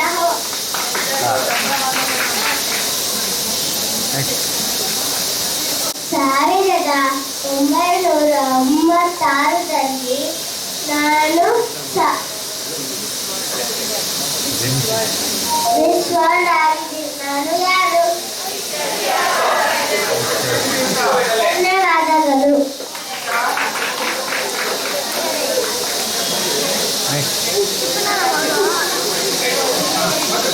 ನನ್ನನ್ನು ಮದವ ಎಂದು ಕರೆಯುತ್ತಾರೆ. ನನಗೆ 2019ರಲ್ಲಿ ಪದ್ಮಶ್ರೀ ಪ್ರಶಸ್ತಿ ಸಿಕ್ಕಿದೆ. ನಾನು ಯಾರು? ಧನ್ಯವಾದಗಳು. ನನ್ನನ್ನು ಮದರ ಪ್ಲೀಸ್ ಎಂದು ಕರೆಯುತ್ತಾರೆ.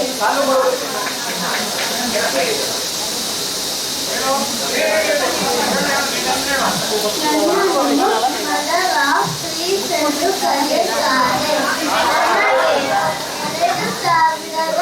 2019ರಲ್ಲಿ ಪದ್ಮಶ್ರೀ ಪ್ರಶಸ್ತಿ ಸಿಕ್ಕಿದೆ. ನಾನು ಯಾರು?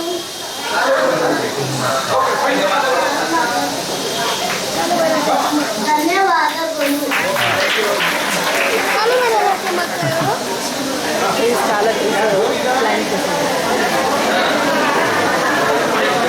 ನನ್ನನ್ನು ದ ವಾಲ್ ಆಫ್ ಕ್ರಿಕೆಟ್ ಎಂದು ಗುರುತಿಸಲ್ಪಡುತ್ತದೆ. ನಾನು ಯಾರು? ರಾಹುಲ್ ದ್ರಾವಿಡ್. ಧನ್ಯವಾದಗಳು.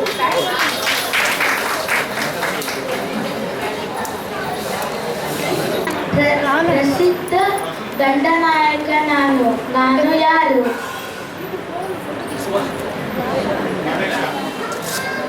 ಪ್ರಥಮ ದಂಡನಾಯಕ ನಾನು ಫೀಲ್ಡ್ ಯಾರು? ಮಾರ್ಷಲ್. Field marshal Cariappa. ಧನ್ಯವಾದಗಳು. ನಾನು ಅತಿ ದೊಡ್ಡ ಕನ್ನಡದ ಕವಿ. ಜ್ಞಾನಪೀಠ ಪ್ರಶಸ್ತಿಯನ್ನು ಹೊಡೆದರಾಗಿ ಪದದವನು ನಾನು ಯಾರು? ಧನ್ಯವಾದಗಳು.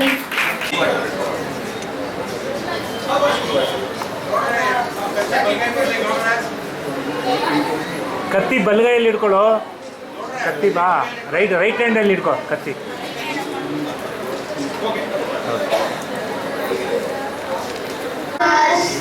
ಹಾಯ್ ಕಂಡ್ರು, ಎಷ್ಟ್ಗೆಲ್ಲ ಓದಿದೀರಾ? ನಿಮ್ಗೆಲ್ಲ ಏನ್ ಟೆನ್ಷನ್? ನಮ್ಮ ಅಕ್ಕ ಇದ್ದಾಳಲ್ಲ, ಅವಳು ತುಂಬಾ ಬುದ್ಧಿವಂತೆ. ನಿಮ್ಮ ಅಕ್ಕ ಹಾಗಿದ್ರೆ ನಿಮ್ಮ ಅಕ್ಕ ಕರೆಯೋ. ಅಕ್ಕ ಅಕ್ಕ ಇವರೆಲ್ಲ ನನ್ನ ಫ್ರೆಂಡ್ಸು ಕಂಬೈನ್ ಸ್ಟಡೀಸ್ ಮಾಡಕ್ ಬಂದಿದ್ದಾರೆ, ಆದ್ರೆ ಅವ್ರ ಹತ್ರ ನೋಟ್ಸೇ ಇಲ್ಲ.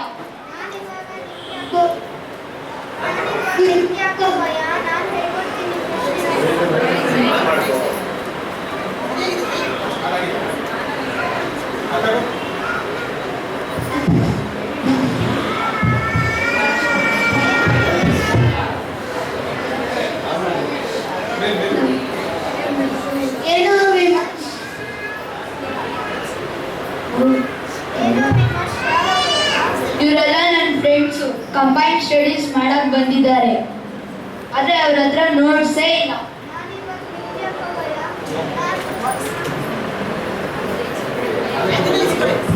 ಏನಾಯ್ತು? ಬೇರೆ ಬೇರೆ ಮೈಕ್ ಕೊಡ.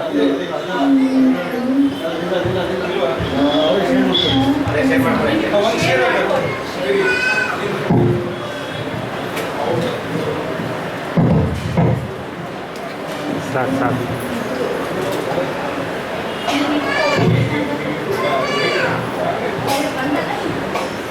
ಹಾಂ, ಏನೋ ವಿಮರ್ಶ್, ಯಾರೋ ಇವರೆಲ್ಲ? ಇವರೆಲ್ಲ ನನ್ನ ಫ್ರೆಂಡ್ಸು ಕಂಬೈನ್ ಸ್ಟಡಿ, ಆದ್ರೆ ಅವ್ರ ಹತ್ರ ನೋಟ್ಸೇ ಇಲ್ಲ. ನಾನಿರುವಾಗ ನಿಮ್ಗೆ ಯಾಕೋ ಭಯ? ನಾನು ಹೇಳ್ಕೊಡ್ತೀನಿ ನಿಮ್ಮ ಪ್ರಶ್ನೆಗಳನ್ನ ಕೇಳಿ. ಮೊದಲನೇ ಪ್ರಶ್ನೆ, ಭಾರತದ ಕ್ಯಾಪಿಟಲ್ ಯಾವುದು? Good question, good maths question. ಭಾರತದ ಕ್ಯಾಪಿಟಲ್ ಬಾ. ಯಾವ ದೇಶದ ಮೊದಲನೆಯ ಅಕ್ಷರನೇ ಅದರ ಕ್ಯಾಪಿಟಲ್? ನಾನು ಕಣ್ಣು ಮುಚ್ಚಿಕೊಂಡು ಹೇಳುವೆ. ಇಂಗ್ಲೆಂಡ್. ಇ. ಭೂತಾನ್. ಭೂ. ಅಮೆರಿಕಾ. ಎ. ಚೈನಾ. ಛ. ಬೇಸಿಕ್ ಕ್ವಶನ್, ಬೇಸಿಗೆ ಮತ್ತು ಚಳಿಗಾಲದ ಎರಡು ವ್ಯತ್ಯಾಸಗಳನ್ನು ತಿಳಿಸಿ. ಬೇಸಿಗೆ ಕಾಲ ಬೇಯಿಂದ ಶುರು ಆಗುತ್ತದೆ, ಚಳಿಗಾಲ ಚ ಇಂದ ಶುರು ಆಗುತ್ತದೆ. ಬೇಸಿಗೆ ಕಾಲದಲ್ಲಿ ಬೇಸಿಗೆ ರಜಾ ಸಿಗುತ್ತದೆ, ಚಳಿಗಾಲದಲ್ಲಿ ಬೇಸಿಗೆ ರಜಾ ಸಿಗುವುದಿಲ್ಲ. ನೆಕ್ಸ್ಟ್ ಕ್ವೆಶ್ಚನ್, ಕಾಗಿನ ಅನುಕೂಲಗಳು ಮತ್ತು ಅನಾನುಕೂಲಗಳನ್ನು ತಿಳಿಸಿರಿ. ಕಾರು ತುಂಬಾ ಚೆನ್ನಾಗಿರುತ್ತದೆ, ಅನಾನುಕೂಲ. ಕಾರು ತುಂಬಾ ಚೆನ್ನಾಗಿರುತ್ತದೆ, ಆದರೆ ತುಂಬಾ ಖರ್ಚಾಗುತ್ತದೆ. ಅನುಕೂಲ, ಕಾರಿನಲ್ಲಿ 5 ಜನ ಹೋಗಬಹುದು. ಅನಾನುಕೂಲ, ಕಾರಿನಲ್ಲಿ 5 ಜನ ಹೋಗಬಹುದು, ಆದರೆ 6 ಜನ ಹೋಗಲು ಸಾಧ್ಯವಿಲ್ಲ. ನೆಕ್ಸ್ಟ್ ಕ್ವೆಶ್ಚನ್, ಹಸುಗಳ ವಿಷಯವಾಗಿ 5 ವಾಕ್ಯಗಳನ್ನು ತಿಳಿಸಿರಿ. ನಮ್ಮ ಮನೆಯಲ್ಲಿ ಒಂದು ಹಸುವಿದೆ, ಅದಕ್ಕೆ ಒಂದು ಬಾಲ ಇದೆ, ಅದಕ್ಕೆ 2 ಕೊಂಬುಗಳಿವೆ, ಅದಕ್ಕೆ 4 ಕಾಳುಗಳಿವೆ, ಅದು ಹುಲ್ಲನ್ನು ತಿನ್ನುತ್ತದೆ. ಹಸುವಿನ ಬದಲಾಗಿ ಗೆಳೆಯ ಕೊಟ್ಟರೆ, ಹಸುವಿನ ಬದಲಿ ಗೆಳೆಯ ಹಾಕು ಅಂದರೆ, ನಮ್ಮ ಮನೆಯಲ್ಲಿ ಒಬ್ಬ ಗೆಳೆಯಿದ್ದಾನೆ, ಅವನಿಗೆ 4 ಕಾಳುಗಳಿವೆ, ಅವನಿಗೆ 2 ಕೊಂಬುಗಳಿವೆ, ಅವನಿಗೆ ಒಂದು ಬಾಲ ಕೂಡ ಇದೆ, ಅವನು ಹುಲ್ಲನ್ನು ತಿನ್ನುತ್ತಾನೆ. ನೆಕ್ಸ್ಟ್ ಕ್ವೆಶ್ಚನ್, 1947ರಲ್ಲಿ ಏನು ಮುಗಿಯಿತು? 1947ರಲ್ಲಿ 1946 ಮುಗಿಯಿತು. ನೆಕ್ಸ್ಟ್ ಕ್ವೆಶ್ಚನ್, ಯಾವುದಾದರೂ 5 ಶಬ್ದಗಳನ್ನು ತಪ್ಪಿಲ್ಲದೆ ತಿಳಿಸಿರಿ. 5 ಶಬ್ದಗಳ? ಯಾವುದಾದರೂ 5 ಶಬ್ದಗಳನ್ನು ತಪ್ಪಿಲ್ಲದೆ ತಿಳಿಸಿರಿ. ಧನ್ಯವಾದ. ನೀನ್ ತುಂಬಾ ಗ್ರೇಟ್, ನೀನ್ ತುಂಬಾ ಬುದ್ಧಿವಂತೆ. ನಮ್ಮೆಲ್ಲ ಪ್ರಶ್ನೆಗಳನ್ನು ಉತ್ತರ ಸಿಕ್ಕಿದೆ. ಧನ್ಯವಾದಗಳು.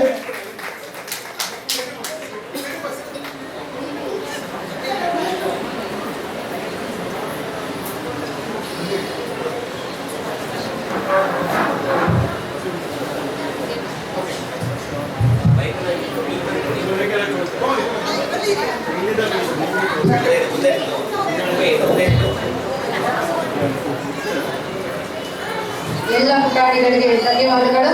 ಬನ್ನಿ ಒಂದು ಚಪ್ಪಾಳೆ ಹೋಗಿ ಮಕ್ಕಳಿಗೆ ಧನ್ಯವಾದಗಳನ್ನ ತಿಳಿಸೋಣ.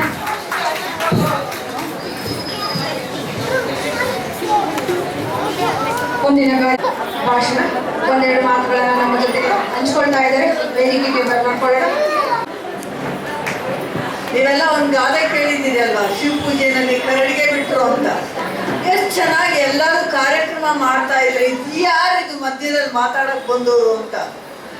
ಯಾಕೆ ಮೇಡಮ್ ಕರೆದ್ರು ಅಂದ್ರೆ ಎಲ್ಲ ಕಾರ್ಯಕ್ರಮ ಆದ್ಮೇಲೆ ಮಾತು ಕೇಳಕ್ ಯಾರು ಇರೋದೇ ಇಲ್ಲ, ಓಡೋಗ್ಬಿಡ್ತಾರೆ.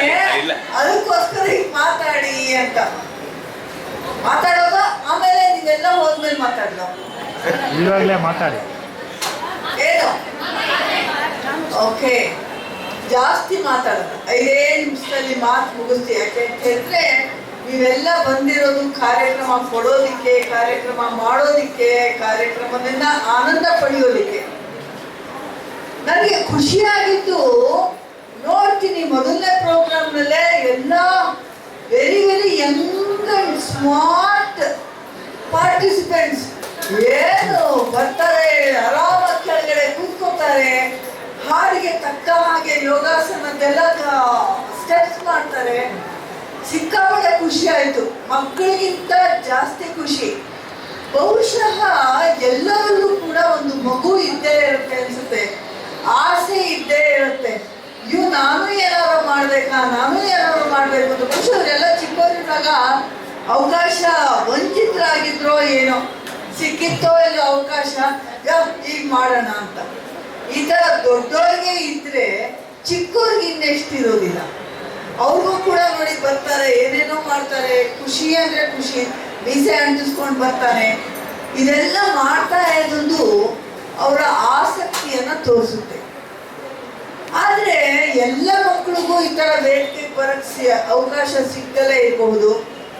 ನಿಮ್ಮಲ್ಲೇ ಕೆಲವ್ರಿಗೆ ಅರೆ ನಾನು ಮಾಡ್ಬೇಕಿತ್ತು ಆದ್ರೆ ನನ್ಗೆ ಅವಕಾಶ ಸಿಗ್ಲಿಲ್ಲ ಅಂತ ಇರ್ಬೋದು.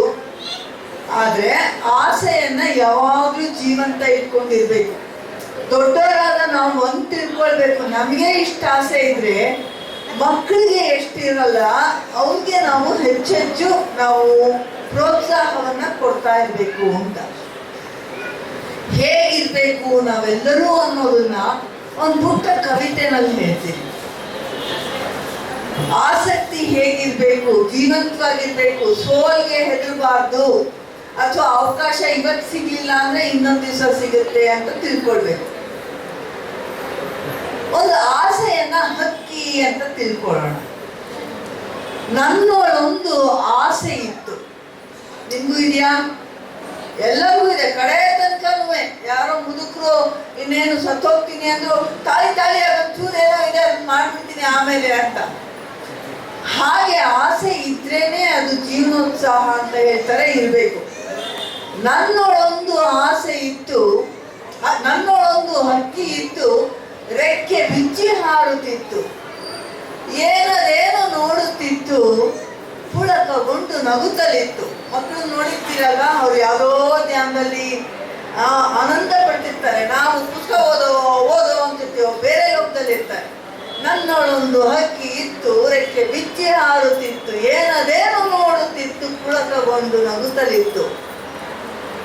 ಬಂದನೊಬ್ಬ ಬೇಟೆಗಾರ, ಬಿಟ್ಟನೊಂದು ಬಾಣ ನೇರ. ನಾವೇ ಮಾಡ್ತೀವಲ್ಲ, ಏನ್ ಮಾಡ್ತಿದ್ಯ ಫಟ್ ಅಂತ ಹೊಡೆದು. ಅವನೇನೋ ಪಾಪ ಚಿತ್ರ ಬಿಡಿಸ್ತಾ ಇರ್ತಾನ, ನಮ್ ಕಲಾವಿದ ಆಗ್ತಾನೋ ಏನೋ ದೊಡ್ಡ ಕಲಾವಿದ. ಇದು ಮಾಡ್ಬೇಡ, ಇದು ಮಾಡು, ಅದು ಮಾಡ್ಬೇಡ, ಇದು ಮಾಡು. ನಾವೇ ಬೇಟೆಗಾರ ಆಗ್ಬಿಡ್ತೀವಿ ಕೆಲಸ ದೊಡ್ಡೋರು. ಬಂದನೊಬ್ಬ ಬೇಟೆಗಾರ, ಬಿಟ್ಟನೊಂದು ಬಾಣ ನೇರ. ಸತ್ತು ಹೋಯಿತಲ್ಲ ಹಕ್ಕಿ, ಸತ್ತು ಹೋಯಿತಲ್ಲ ಹಕ್ಕಿ, ನಾನು ಅತ್ತೆ ಬಿಕ್ಕಿ ಬಿಕ್ಕಿ. ಮನಸ್ಸು ನಮಗೂ ಆಗುತ್ತಲ್ವಾ? ನಾವೇನೋ ಅನ್ಕೊಳ್ಬೇಕಾರೆ ಯಾರೋ ಒಬ್ರು ಏನೋ ಅನ್ಬಿಡ್ತಾರೆ, ಇದೇನ್ ಚೆನ್ನಾಗಿಲ್ಲಪ್ಪ, ಇದೇನ್ ಮಾಡ್ಕೊಂಡಿದ್ಯಾ ಅಂತಾರೆ. ಒಳಗಡೆನೆ ನೋಯುತ್ತೆ, ನಮ್ಗೆ ದುಃಖ ಆಗುತ್ತೆ, ಏನಪ್ಪ ಹೀಗಾಗೋದು ಅಂತ. ಆದ್ರೆ ಹೆದರಬಾರ್ದು ಅಂತ ಹೇಳ್ತಾರೆ. ಹಕ್ಕಿಗೊಂದು ಮರಿಯೂ ಇತ್ತು. ಆ ಹಕ್ಕಿ ಸತ್ತೋಯ್ತು ಆಸೆ, ಆದ್ರೆ ಅದಕ್ಕೊಂದು ಮರಿ ಇತ್ತು, ಅದಕ್ಕೆ ಇನ್ನು ಜೀವ ಇತ್ತು. ಹಕ್ಕಿಗೊಂದು ಮರಿಯೂ ಇತ್ತು, ಅದಕ್ಕೆ ಇನ್ನು ಜೀವ ಇತ್ತು. ನನ್ನ ಎದೆಯೋಳೊಳಗಿ ಅಡಗಿ ಆರ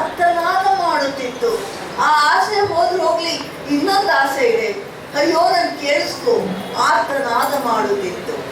ಆಗ ನಾವೇನ್ ಮಾಡ್ಬೇಕು? ಆಸೆಗೆ ಪ್ರೀತಿ ರಕ್ಷೆ ನಾನು ಕೊಟ್ಟೆ, ಪ್ರೀತಿಯ ರಕ್ಷೆ ಕೊಟ್ಟೆನ ಅದಕ್ಕೆ, ರೆಕ್ಕೆ ಪುಕ್ಕ ಬಲಿಯಿತನಕ್ಕೆ. ಅದಲ್ಲದೆ ಹೋದ್ರೆ ಇನ್ನೊಂದು ಅಂತ, ಬೇಟೆಗಾರ ಬಿಟ್ಟ ಬಾಣ ಕಡಿದು ಹಾಕಿ ತನ್ನ ಜಾಣ. ಈ ಸರಿ ಏನಾಯ್ತು ಅಂದ್ರೆ ಹೆದರ್ಕೊಳ್ಳಿಲ್ಲ. ಇಲ್ಲ ಇಲ್ಲ ನೀನೇನೇ ಮಾಡ್ಲಿ ನಾನ್ ಮತ್ತೆ ಮಾಡ್ತೀನಿ ಅಂತ. ನೋಡಿ ಆ ಮಗು ಮೈಕ್ನ ಸರಿ ಆಗಿರ್ಲಿಲ್ಲ, ಅಯ್ಯೋ ನನ್ ಮೈಕ್ ಸರಿ ಹೋಗಿಲ್ಲ, ನಾನು ಮಾತಾಡಲ್ಲ ಅಂದ್ಬಿಡ್ಬೋದಿತ್ತು. ಆದ್ರೆ ಅಮ್ಮ ಎಷ್ಟು ಚೆನ್ನಾಗಿ ಪ್ರೇರಣೆ ಕೊಟ್ರು, ಅಮ್ಮನ ಯಾರೋ ಹೇಳ್ಕೊಡ್ರು, ಆ ಮಗು ಮತ್ತೆ ಮಾಡ್ತು. ಹಾಗೆ ನಾವೆಲ್ಲರೂ ಇರಬೇಕು. ಒಮ್ಮೆ ನಾನು ಸೋತರೇನು ಧೈರ್ಯಗೆಟ್ಟು ಅಳುವೆನೇನು, ಒಮ್ಮೆ ನಾನು ಸೋತರೇನು ಧೈರ್ಯಗೆಟ್ಟು ಅಳುವೆನೇನು. ನನ್ನೊಳಿರುವ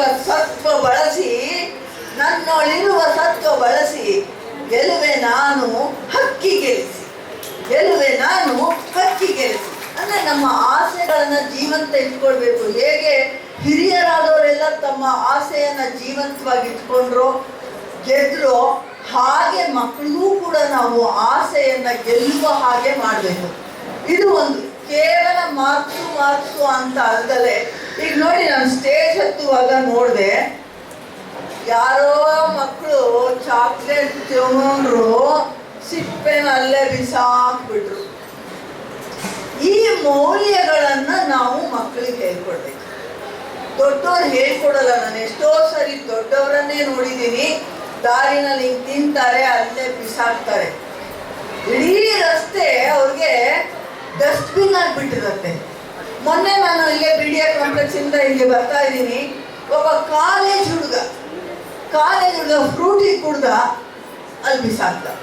ತಕ್ಷಣ ನಾನು ಅದನ್ನ ತಗೊಂಡೆ, ಏನೋ ಪುಟ್ಟ ಕಸದ ಡಬ್ಬಿ ನಾನು ರೋಡು ಅಂತ. ಅಯ್ಯೋ ಸಾರಿ ಮ್ಯಾಮ್ ಅಂದ. ಬಟ್ ನಾನು ಬಿಸಾಕ್ತೆ. ಅದೇ ದಿವಸ ನನಗೆ ಮತ್ತೆ ನಮ್ಮನೆ ಕಡೆ ಬರ್ತಾ ಇದ್ದೀನಿ, ಒಂದು ಕಾರ್ ನಿಂತು, ಕಾರ್ನಿಂದ ಒಬ್ಬ ಇಳ್ದ. ಅವನು ಕಾಲೇಜ್ ಓದೋ ಹುಡುಗ. ಅವ್ನು ಕಾರಲ್ಲೇ ಕೂತು ಟೀ ಕುಡ್ದು ಅದನ್ನ ತಗೊಂಡೆ, ಅಲ್ಲೇ ಫುಟ್ಪಾತಲ್ಲಿ ಬಿಸಾಕ್ತ. ಮತ್ತೆ ನಾನು ಎತ್ತದೆ, ಯಾಕೆಂದ್ರೆ ಬೈದ್ರೆ ಅವ್ರಿಗೆ ಒಂಥರ ಅವಮ್ಮಿಗೆ ಪೆಟ್ಟಾಗುತ್ತೆ. ಬೇಡ, ಯಾಕೆ ಪುಟ್ಟ ಇಲ್ಲಿ ಹಾಕ್ತಿದ್ಯಾ, ಡಸ್ಟ್ಬಿನ್ ಹಾಕೋದಿತ್ತಲ್ಲ ಅಂತ. ಪುಣ್ಯಕ್ಕೆ ಹಿಂದ್ ಕೂತಂತ ದೊಡ್ಡವರು, ಅಲ್ಲಿ ಹಾಕ್ತೀಯಲ್ಲೋ ದಾರಿನಲ್ಲಿ, ಹಾಕು ನೋಡು ಮೇಡಮ್ ಹೇಳ್ತೀರ ಅಲ್ಲಿ ಹಾಕು ಅಂತ. ಅಂತೂ ಇಂತೂ ಹಾಕ್ತ. ಅಂದ್ರೆ ಈ ಪ್ರಜ್ಞೆ ಅವ್ರಿಗೆ ಇಲ್ವೇ ಇಲ್ಲ. ಈ ಕಸನ್ನ ಯಾರು ಹಾಕಿದ್ರಲ್ಲ ಮಕ್ಕಳಿಗೆ, ನನ್ನ ಮಕ್ಕಳನ್ನ ಬೈಯೋದಿಲ್ಲ. ನಾವು ದೊಡ್ಡವರಾದವರು ನೀವು ಮಾರ್ಕ್ಸು ಅಂತ ಒದ್ದಾಡ್ತೀರಲ್ಲ, ಅದನ್ನ ಬಿಡಿ, ಅದ್ರ ಪಾಡಿಗೆ ಅದು ಬರುತ್ತೆ. ಇಂಥ ಮೌಲ್ಯವನ್ನ ಹೇಳ್ಕೊಡಿ. ಇದಕ್ಕೊಂದು ನಾನು ಕವನ ಬರೆದೆ, ಇದಕ್ಕೊಂದು ಪುಟ್ಟ ಕವನ ಬರೆದೆ, ಅದು ನೋಡಿ ಹೇಗಿದೆ ಅಂತ ಬಹಳ ಜನನು ಇಷ್ಟಪಟ್ರು. ಮೊನ್ನೆ ಇನ್ನು ಬರೆದೆ. ಬಂದ ನಮ್ಮ ಗುಂಡ ಬಾರೋಳಿ ಗುಂಡ ಬಾರೋ ನನ್ನ ಜೊತೆ ಬಂದ ನಮ್ಮ ಗುಂಡ ತಿಂದ 4 ಬೋಂಡ. ಬಂದ ನಮ್ಮ ಗುಂಡ ಎಲ್ಲಿಗಂತ ತಿಂದ 4 ಬೋಂಡ, ಕಾಗದಕ್ಕೆ ಕೈಯ ನೊರಸಿ ರಸ್ತೆ ಕೆಸರ ಭಂಡ. ಕಾಗದಕ್ಕೆ ಕೈಯ ನೊರಸಿ ರಸ್ತೆಗೆಸೆದ ಭಂಡ. ದಾರಿ ಹೋಕನೊಬ್ಬ, ಈಗ ಇದೊಂದು ದಾರಿ ಹೋಗ ಉಂಡಾಯ್ತಿದೆ ದಾರಿ ಹೋಕನೊಬ್ಬ ಅವನ ಹುಟ್ಟು ಹಬ್ಬ. ಬಟ್ಟೆ ಮೇಲೆ ಬಿತ್ತು ಕೊಳಕು ಹೊಲಸದಾಯ್ತು ಜುಬ್ಬ. ಯಾರ ಎಸೆದ್ರೆ ಏನಾಗುತ್ತೆ, ಏನ್ ಕೊಳೆ ಆಗ್ಬಿಡ್ತು, ಸ್ವಲ್ಪ ಈಗ ಹಿಂಗೆ ಹಾಕ್ಬಿಡ್ತೀನಿ, ಕೊಳೆ ಆಗ್ಬಿಡ್ತು. ಅವಾಗ ಏನಾಗುತ್ತೆ ನಿನ್ಗೆ? ಯಾರು ಬಿಸಾಕ್ತೀನಪ್ಪ, ನಾನು ಸುಮ್ಮನೆ ಹೋಗ್ತಾ ನಿನ್ನೆ ಬಿಸಾಕ್ತೀನಿ. ಅವಾಗ ಏನಾಗುತ್ತೆ ನಿನಗೆ? ಕೊಳೆ ಆಯ್ತು. ಕೊಳೆ ಆಗಿದ್ದಕ್ಕೆ ಖುಷಿ ಪಡ್ತೀಯಾ? ಮತ್ತೇನ್ ಬರುತ್ತೆ? ಬಂತು ಬಹಳ ಸಿಟ್ಟು ಅವನಿಗೆ, ಬಂತು ಬಹಳ ಸಿಟ್ಟು, ಗುಂಡಗೆ 2 ಪೆಟ್ಟು ಕೊಟ್ಟು ಹೇಳ್ದ ಕಸವ ಹಾಕು ಬುಟ್ಟಿಯೊಂದನಿಟ್ಟು. ಬುಟ್ಟಿಲಿ ಕಸ ಹಾಕು ಅಂತ. ಸರಿ, ಕಲಿತ ಪಾಠ ಗುಂಡ ಬುಟ್ಟಿಯೊಂದ ಕೊಂಡ. ಕಲಿತ ಕಾಟ ಗುಂಡ ಹುಟ್ಟಿಯೊಂದ ಗೊಂಡ ಕಸವ ರಸವ ಮಾಡಿ ಅದನ್ನು ಗಿಡಕ್ಕೆ ಬಳಸಿಕೊಂಡ. ಡಸ್ಟ್ಬಿನ್ ಎಲ್ಲಿಗೆ ಹುಡುಕ್ಬಿಟ್ಟು ಹಾಕ್ಬೇಕು, ಇಲ್ಲೆಲ್ಲೂ ಹಾಕೋಣ. ಇದನ್ನು ಬರೆದಾಗ ಪುಸ್ತಕವನ್ನ ಎಲ್ಲರೂ 4 ವಿಷಯ ಇದರಲ್ಲಿದೆ, ತುಂಬಾ ಚೆನ್ನಾಗಿದೆ ಅಂದ್ರು. ನನಗೆ 4 ಅಲ್ಲ 5 ಕೂಡ ಹೊಳಿತು. ಮೊದಲನೇದೇನು, ಅವನು ಬೋಂಡ ತಿಂದ ಒರೆಸ್ಕೊಂಡು ಬಿಸಾಕ್ದ ಅಂದ್ರೆ ಅವನಿಗೇನೆ ಯಾರು ಮನೆಯಲ್ಲಿ ಸಂಸ್ಕಾರ ಕೊಟ್ಟಿಲ್ಲ. ಮೊದಲನೇ ಪಾಠ. 2ನೇ ಪಾಠ ಏನು, ಯಾವಾಗ ನಿಮ್ಗೆ ಆ ಒಳ್ಳೆ ಸಂಸ್ಕಾರ ಇಲ್ವೋ ಬೀದಿಯವ್ರು ಬಂದು 4 ಹೊಡಿತಾರೆ, ನಿಮ್ಗೆ ಕೊಡ್ತಾರೆ. ನಿಮಗೆ ಬೇಕಾದು ಬೀದಿಲಿ ಬಿಸಾಕ್ಬಾರ್ದಲ್ವಾ, ಎಲ್ಲ ಹಾಕ್ಬೇಕು, ಡಸ್ಟ್ಬಿನ್ ಹುಡ್ಕೊಂಡು ಹೋಗ್ಬೇಕು. ಒಂದ್ ವೇಳೆ ಡಸ್ಟ್ಬಿನ್ ಇಲ್ಲಪ್ಪ, ನೀವು ಜೇಬಲ್ಲಿ ಇಟ್ಕೊಂಡ್ಬಿಟ್ಟಿರಿ, ನಾನು ನನ್ನ ಬ್ಯಾಗಲ್ಲೆಲ್ಲ ಇಟ್ಕೊಂಡ್ಬಿಟ್ಟಿರ್ತೀನಿ, ಆಮೇಲೆ ಮನೆಗೆ ಹೋಗಿ ಡಸ್ಟ್ಬಿನ್ ಹಾಕ್ಬೇಕು. ಅವರೆಲ್ಲ ದುಡ್ಡು. ಇದು 2ನೇದು. ಬೇರೆ ಎಲ್ಲರೂ ಹೊಡಿತಾರೆ, ಹೊಡಿಸ್ಕೋಬೇಕಾ, ಬೇಡ. 3ನೇದು, ಅವನು ಒಳ್ಳೆ ಹುಡುಗ, ಈ ಮಕ್ಕಳ ತರಾನೇ ತಪ್ಪು ಮಾಡಾದ್ರೆ ತಿದ್ಕೊಂಡ ಒಂದು ಕಸದ ಬುಟ್ಟಿ ತಂದು ಅದ್ರೊಳಗೆ ಹಾಕಿದ. 3ನೇ ಪಾಯಿಂಟು. 4ನೇ ಪಾಯಿಂಟು, ಬರೀ ಹಾಕ್ಲಿಲ್ಲ, ಆಮೇಲೆ ಯೋಚನೆ ಮಾಡ್ದ, ಈ ಕಸನೆಲ್ಲ ಏನ್ ಮಾಡೋಣ, ಕಸ ಯಾವುದು ಯಾವ ಜಾಗದಲ್ಲಿ ಇರಬಾರ್ದೋ ಅಲ್ಲಿದ್ರೆ ಕಸ, ನಾನು ಎಲ್ಲೋ ಕಿತ್ಕೊಂಡ್ರೆ ನಾನು ಕಸವೆ, ಅದನ್ನ ರಸ ಮಾಡ್ದ. ರಸ ಮಾಡಿ ಗಿಡಕ್ಕೆ ಬಳಸ್ಕೊಂಡ ಅನ್ನೋ ಒಂದು ಕವನ. 5ನೇ ನಾನು ಏನ್ ಹೇಳ್ತೀನಿ ಅಂದ್ರೆ, ನಾವು ಒಂದು ಒಳ್ಳೆಯ ಗುಣವನ್ನ ಕೊಡ್ತಾ ಹೋದ್ರೆ ಅದು ಮತ್ತೊಂದು ಗುಣವಾಗಿ ಬದಲಾಯಿಸ್ತಾ ಹೋಗುತ್ತೆ. ಇನ್ನೊಂದಕ್ಕೆ ಕೊಂಡಿ ಅವ್ನು ಬರೀ ಕಸದ ಬುಟ್ಟಿ ಕಸ ಅಷ್ಟೇ ಹಾಕ್ಲಿಲ್ಲ, ಅದನ್ನ ರಸ ಕೂಡ ಮಾಡ್ದ ಅಲ್ವಾ. ಆ ಥರ ನೀವು ಮಾಡ್ತೀರಲ್ವಾ, ಜಾಣರಾಗ್ತೀರಾ. ಅದನ್ನ ಕಲಿಸ್ಬೇಕಾದಂತ ಮಹಾನ್ ಜವಾಬ್ದಾರಿ ನಮ್ಮೆಲ್ರಿಗೂ ಇದೆ ಅಂತ ಹೇಳ್ತಾ, ಒಂದೇ ಒಂದು ಕವನ ನೀವೆಲ್ಲ ಹೇಳ್ತೀರಾ. ಒಂದು ಕವನ ನಾನು ಹೇಳ್ಕೊಡ್ತೀನಿ, ಪುಟ್ದು, ಮಕ್ಕಳು ಮಾತ್ರ, ಇದು ಮಕ್ಕಳಿಗೆ. ಯಾರು ಫಸ್ಟು ಕೇಳಿಸ್ಕೊಂಡು ಈಗಿಂದೀಗ್ಲೇ ಹೇಳ್ತೀರೋ ಅವ್ರಿಗೆ ನಾನು ಈಗಿಂದೀಗ್ಲೇ ಒಂದು ಪ್ರೈಸ್ ಕೊಟ್ಬಿಡ್ತೀನಿ. ರೆಡಿನಾ? ಓಕೆ, ಕೇಳಿಸ್ಕೊಳ್ಳಿ. 15 ವರ್ಷದ ಹೈಸ್ಕೂಲ್ ಮಕ್ಕಳಿಗೂ ಓಕೆ, ಓಪನ್. 1ನೇ ಕ್ಲಾಸಿಂದ ಹೈಸ್ಕೂಲ್ ಒಂದೇ ಸಲಕ್ಕೆ ಹೇಳೋದು ಕಲ್ತ್ಕೊಂಡು ಹೇಳ್ಬಿಡ್ಬೇಕು. ಕನ್ನಡಿಗರ ಹಾಡು ಅಂತ. ಈ ಹಾಡಿನ ಹೆಸರೇನು? ಕನ್ನಡ ರಾಜ್ಯೋತ್ಸವ ಅಲ್ಲ, ಅದಕ್ಕೋಸ್ಕರ 1 2 ಕನ್ನಡ ನಾಡು ಹೇಳಿ. ಕಾಕ ಇಟ್ಕೋಬೇಕು. 1 2 ಕನ್ನಡ ನಾಡು, 3 4 ಕನ್ನಡ ಬೇಕು, 5 6 ಕಲಿಯುತ್ತಲೇನು,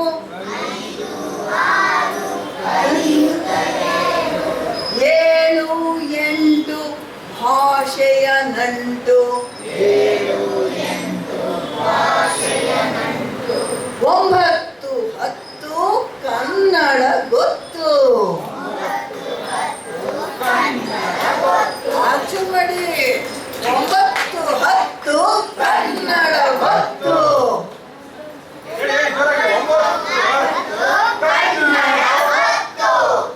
1 ರಿಂದ 10 ಗಮ್ಮತ್ತು, ಕನ್ನಡ ಕಲಿತರೆ ತಾಕತ್ತು, ಕಲಿಯದೆ ಹೋದರೆ ಆಪತ್ತು. ಇನ್ನೊಂದ್ಸರಿ ಕೇಳಿಸ್ಕೊಂಬಿಡಿ, ಫಾಸ್ಟ್ ಹೇಳ್ಬಿಡಿ. 1 2 ಕನ್ನಡ ನಾಡು, 3 4 ಕನ್ನಡ ಬೇಕು, 5 6 ಕಲಿಯುತ್ತಲೇರು, 7 8 ಭಾಷೆಯ ನಂಟು, 9 10 ಕನ್ನಡ ಗೊತ್ತು. 1 ರಿಂದ 10 ಗಮ್ಮತ್ತು, ಕನ್ನಡ ಕಲಿತರೆ ತಾಕತ್ತು, ಕಲಿಯದೆ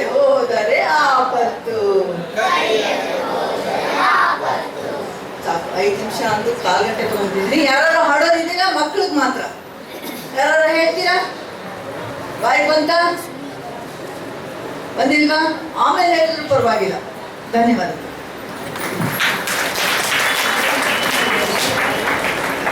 ಕವನಗಳ ಮೂಲಕ ಕನ್ನಡ ಭಾಷೆಯ ತಾಕತ್ತನ್ನ ಅರಿವನ್ನ ಮೂಡಿಸಿ ಪ್ರೇರಣಾ ನುಡಿಗಳನ್ನ ನುಡಿದ ಶ್ರೀಮತಿ ಶೀಲಾ ಅರ್ಕಲ್ಗೂಡು ಮೇಡಮ್ ಅವರಿಗೆ ಧನ್ಯವಾದಗಳು. ಇದೀಗ ಜ್ಞಾನದೀಪ ಮಕ್ಕಳಿಗಾಗಿ ವಿವಿಧ ಸ್ಪರ್ಧೆಗಳನ್ನ ಹಮ್ಮಿಕೊಂಡಿದ್ದು ಅದರಲ್ಲಿ ವಿಜೇತರಾದವರಿಗೆ ಬಹುಮಾನಗಳನ್ನ ಈಗ ಕೊಡ್ತಾ ಇದ್ದಾರೆ. ನೆಕ್ಸ್ಟ್ ಪ್ರೋಗ್ರಾಮ್ ಅವ್ರದ್ದು ಒಂದು ಪ್ರೋಗ್ರಾಮ್ ಓಕೆ ಅಲ್ಲಿ ತಗೋಬೋದಾ? ನೆಕ್ಸ್ಟ್ ಮಕ್ಕಳಿಗೆ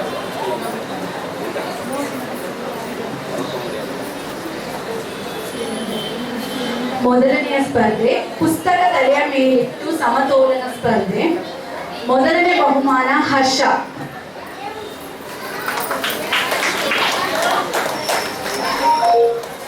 ಒಂದು ಸುಪ್ಪೆ ಕಾಣಬಾರ್ದು. ಆಮೇಲೆ ಓಕೆನಾ? ಕ್ಯಾಮ್ರಾ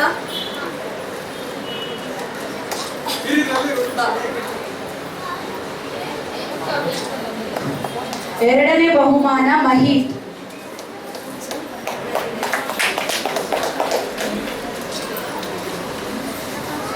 ಮೂರನೇ ಬಹುಮಾನ ಮನಸ್ವಿ. ಮನಸ್ವಿ ಬಂದಿಲ್ಲ, ಯಾರಾದ್ರೂ ಮಕ್ಕಳು ಒಬ್ರು ಬಂದು ತಗೊಳ್ಳಿ.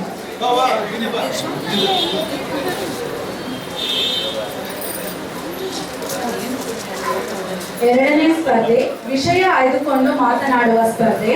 ಪ್ರಥಮ ಬಹುಮಾನ ಗೌತಮ್. ಚಪ್ಪಾಳೆ ತಟ್ಟಿ. ಎರಡನೇ ಬಹುಮಾನ ವಿಮರ್ಶ್. ಮೂರನೇ ಬಹುಮಾನ ಸಾನ್ವಿ. ಚಪ್ಪಾಳೆ ಜೋರಾಗಿ ಬರ್ಲಿ.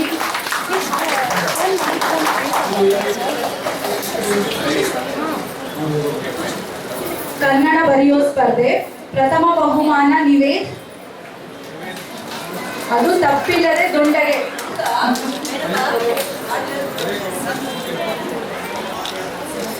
ಎರಡನೇ ಬಹುಮಾನ ಅದ್ವೈತ್.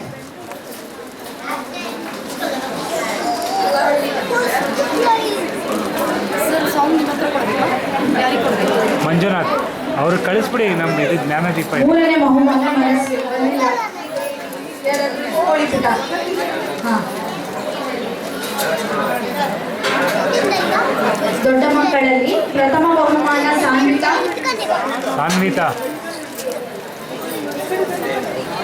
ಚಪ್ಪಾಳೆ ಬರ್ರಿ.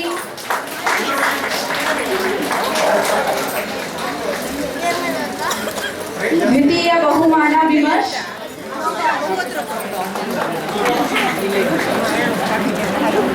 ತೃತೀಯ ಬಹುಮಾನ ಹರ್ಷ ಸಾಯಿ ರೆಡ್ಡಿ.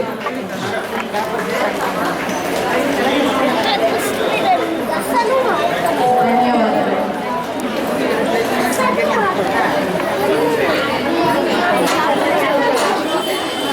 ಕಾರ್ಯಕೇಂದ್ರವನ್ನ ಪ್ರತಿ ಶನಿವಾರ ಆಸಕ್ತಿಯಿಂದ ತುಂಬಾ ಮಕ್ಕಳಿಗೆ ಅಟ್ರಾಕ್ಷನ್ ಮಾಡೋ ರೀತಿ ನಮ್ಮ ಅನುಷಾ ಅವರು 3 ವರ್ಷದಿಂದ 4ನೇ ವರ್ಷ ಇದು ತುಂಬಾ ಚೆನ್ನಾಗಿ ಕಲಿಸ್ತಾ ಇದ್ದಾರೆ. ಈ ಸಾಂಸ್ಕೃತಿಕ ಕಾರ್ಯಕ್ರಮ ತುಂಬಾ ಆಸಕ್ತಿಯಿಂದ ಎಲ್ಲ ಒಟ್ಟುಗೂಡಿಸಿ ಅವ್ರಿಗೆ ಹೇಳ್ಕೊಡೋದೆಲ್ಲ ಸುಲಭ ಅಲ್ಲ.